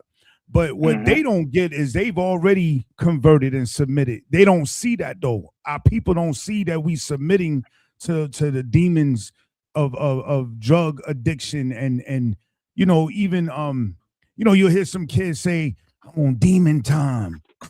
I'm on demon time. That's not who they were when they was in the 3rd grade, when they was in the 5th grade, when they was in, you know what I'm saying? At some point, there was a conversion, you know, whether they take a lot of drugs and you know, narcotics and things to alter their state. And they do a lot of horrible acts over and over and over to the point where they become numb to it. And now they've converted. So they become Satan's bitch, Salakia. But they become, you know, the white man's bee, Salakia, if I pardon my language. But my point is, you already are converting. You already are submitting to something, but it's of wickedness. So it's like this thing of submitting, like, oh, nah, you know, you're weak because you're submitting to Christ. You submitting to the Most High. Oh, you believe in God. You submitting to that. But now understanding you're going to submit to something. Yes, sir. You know, if you breathing on this earth, you're going to submit to one thing or the other, either that of the Lord or that of Satan's vices. In this point, the white man, Esau, he's going to make sure, just like you said, sir, about that cage and having the 2 dogs and then putting that food. They study this stuff. These Edomite beasts, these Illuminati beasts, get some of the best minds, thinking minds, Emory universities, and all they get all the brightest minds and learn how to keep us in bondage and F with us. You know what I'm saying? Using psychology and technology to turn us against one another, knowing that they give someone like what's the fat man from New York with the perm, the Al Sharpton. Al Sharpton. Giving people like him money to subdue it. They know the plan before they even set it in motion. They know what we're going to do. They knew to stop the civil rights movement, to stop us uprising. They, before, you know, the ISUPK was even coming up, they tried to pay us off. They tried to bribe us. They because everybody else did it. You know what I'm saying? Everybody else took the bag, but Commander Junior Hunter didn't take the bag. They was like, well, what is this? What kind of creature is this Commander Junior Hunter? He won't take the bag. But these other groups, they take the bag from the Nation of Islam, all these groups that was supposed to be for us. It on the outside, it looks like they for us. But one thing, as you said before, Captain Nayathaq, we provide righteous leadership. Commander Junior Hunter did not take the bag. You know what I'm saying? Any money that comes into that school, he gives it right back out to the people. You know what I'm saying? Right. This is the true example of what Christ had in store for us to raise up our people. You know what I mean? So I say all of that to say we are going to submit. One way or the other, we're going to submit. You know what I'm saying? We are going to submit the money, for the love of money. We're going to scheme and scrape. We're going to do one of them sins that's in this Bible. That's why I was convinced, sir, because I didn't know the knowledge that's in this Bible like I do now. You know what I'm saying? I thought it was just a bunch of hymns and proverbs and, you know, about some white man. But when I came to ISUBK under Command Junior Hunter, under Captain Nayathaq, I'm learning that what I see out here, there's a sin for that. There's a scripture for that. Everything we see going on, there's a scripture, a sin, and a solution. There's an opposite thing that you can do. You know what I'm saying? Right. And that's where I asked these questions to Salagi. So I was trying to play so-called the advocate as you would. I'm asking questions that people have asked in the community, but sincerely, ISUBK been here 2534 South Roxborough Street. We've been very brotherly to the people in the community. We've been very patient with the brothers and sisters in this community. Hey, brother, come on in, get a hot plate. You know, they'll come in for 5 minutes, get that plate and go. But guess what? You know, that's the generosity of Commander Junior Hunter and the sisters and the Akim in the school. You know what I'm saying? But at the same time, we've been so patient. But in our circles, you know, we like, man, when the fuck they gonna get it? When they gonna get it? You know what I'm saying? Like, we out here grinding ourselves to powder, doing this work, and you know what I'm saying? We looking at you like, are we not speaking the right language? Do you not see what the hell is going on out here? You know what I'm saying? You talking about what's going on across the street, brothers pulling triggers and shit, but they ain't coming into class. You complaining, you obviously see something wrong. You see something wrong. You talking about what the ISUPK gonna do. We've been doing it. Come to camp. You'll see we've been protesting for you. You know what I'm saying? We've been, Officer Zion has constantly been trying to reach out to these people. I see him at camp. I see Officer Lahab. I see Captain Nayathaq speaking, and people walk around and insulting us as if we just doing this just to insult people Saturdays. And we're not doing that. We out here actually protesting before it happened. Somebody else gonna get shot tomorrow in Durham. That's right. And as long as you don't want to convert and they make that sacrifice and come in here and change your life and learn why we not doing that, you know what I'm saying? It's going to keep doing. We love, yes, I tell you this, I'm going to tell you this. Captain Nayathaq and ISUBK at Durham loves Day more than you do. And that's your son. That's your flesh and blood. And I'm telling you straight up, we love your children better than you love yours. You claim you love yours, but you don't, because you still puffing the herb. You know what I'm saying? You still puffing the herb. You still provide an environment for crime. You know what I mean? Cornwallis could be an oasis. Just with the people there right now, if the men just stood up and we cleaned it up, all of a sudden they're going to raise the property tax over there too. If we change the laws and how we deal with each other, you know what I mean? It ain't all this tickety talk that y'all want to do on the, you from Durham, talking about what we, man, listen, these brothers out here are golden. Every last brother, Captain Nayathaq, is raising up soldiers since I've been in school for 10 years, raising up soldiers, going over correction. We all get corrected. We all got flaws, the same issues y'all got. The same dog that bit you, bit me too. But I got a man above me that love me, and I follow him. Just like he followed Commander Junior Hunter, just like he followed Christ. Everything that we need is in this Bible. And the Christian church don't have it. You know what I mean? Y'all didn't go to the Christian church talking about, what y'all gonna do? Another brother got shot. What y'all talk a good game unless it's Israel. Nah, hell no. Nah, we talk all the time. You know what I'm saying? It's always Israel. But we always speak about the injustices going on to our people. You talking, but you ain't walking the walk. We do the work. We do the work. We ain't supposed to get guns and go out and start shooting our people or shooting the cops. Man, anybody telling you that, they serving you up. You know what I mean? There's a system for that. That's why you'll be in the freak select for my language. That's why you'll be in the jail. with 95-degree temperature. You know what I'm saying? Because you listen to people that's not trying to teach you right, raising you right. People come in here, get a plate, and then they out in 5 minutes. Back out there to the wickedness of this world. Want to talk about what Durham used to be. Durham can be great today. Durham can be great today, and then North Carolina can be great. Jersey can be great. DC can be great. This whole planet, anywhere Israel walk 10 toes down, can be great. If we just change our life, how you change your life? You follow this man named Yahushua. He gave us a second chance so we could do this. You know what I mean? Ain't nobody greater than the men above me. Ain't nobody. You ain't gonna talk about them on these dumb chats hiding behind these keyboards. You know what I mean? You know where we at. You know where we at. Comic concert. The what? Ain't no sweat. Ain't no sweat. You know what I mean? I feel it out. Understand? But they will come in due time. You be ready, Akim. They're gonna come in due time. You understand? They're going to come in due time. The Lord is going to wake up this nation. It's going to wake them up on a level. When you turn around, blink of an eye, you're going to see them chairs filled.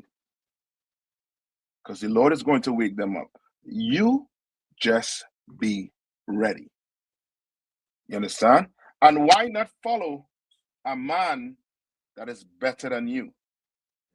I'm following a man that's better than me. I will. You understand? Last one, and then I'm gonna let you all out, right? Give me Ecclesiasticus 5 and 7. And then that we'll come back next week again with more. I want you to bring out the numbers pertaining to the progression with the jail. You understand? You're gonna get that next week. You want the solution? I'm going to give you the solution. The problem is, are you ready for it? What are you willing to do? We were willing to give up everything. I'm willing to walk away from my family right now if they decide to go serve another God. What are you willing to do? Read. This is the book of Ecclesiasticus, chapter 5 and verse 7. Make no tarrying to turn to the Lord. What does it say? Make no tarrying to turn to the Lord. Meaning what? Don't what? Salakia. Don't wait. Don't delay. Don't wait. Do it tonight. You can't put that blunt down. Give us a call. You understand? You trying to get out of that gang? You understand? Give us a call. Trying to get out of that gang life? Give us a call, man. Give us a call. We're right here. We're here to serve the community. With the little resources that we have, we're here to serve you, black man. Because we love you. Blacks, Hispanics, and First Nation people. We love you. So we're going to tell you, give you the bad, and we're going to give you the good. We're going to tell you the problem, and we're going to give you the solution to it. Now, what are you willing to do with it? And with that, I'm going to pass the class over to Priest and Officer Taba 1. Nadia, sir. Nadia. Priest and Officer Nadia.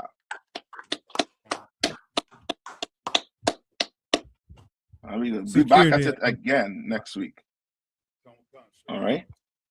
So you brothers and sisters online, you come on and bring your question. Bring your question. Don't stay behind your keyboard and just be typing wherever. Bring your question in class.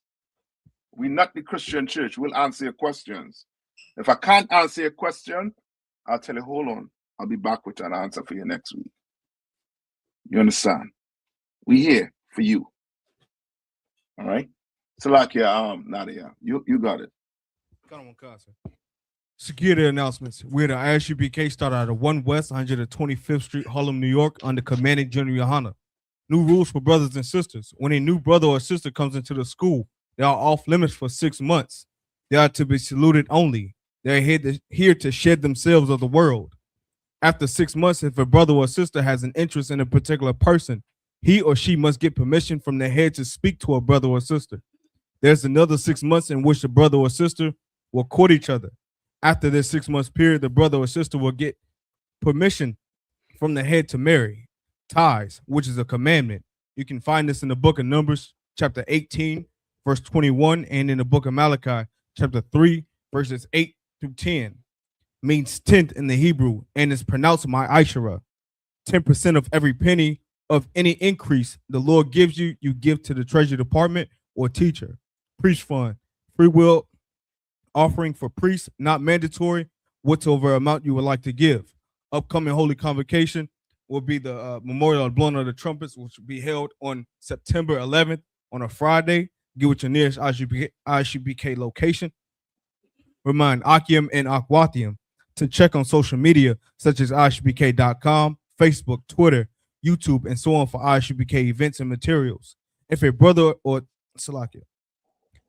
wants to become a trooper in a school, then he is to start wearing all black, which includes black boots, shirts, pants, headband, and or scarf. And with that, Amadium, Sister Yashab, going to give one courteous salute to the teacher, men of Israel, Amadim Shabbat, Amadium, Barak, Yahweh Shem Yahweh Shabrakatah. Yahweh Shem Yahweh Shabrakatah. Sisters, Amadium, Yad Matah, saw and face the sisters. We're going to render one courtesy salute to the sisters, men of Israel, Amadim Shabbat, Amadium, Barak, Yahweh Shemal Shem Yahweh Shah. Yad Matah. Class dismissed.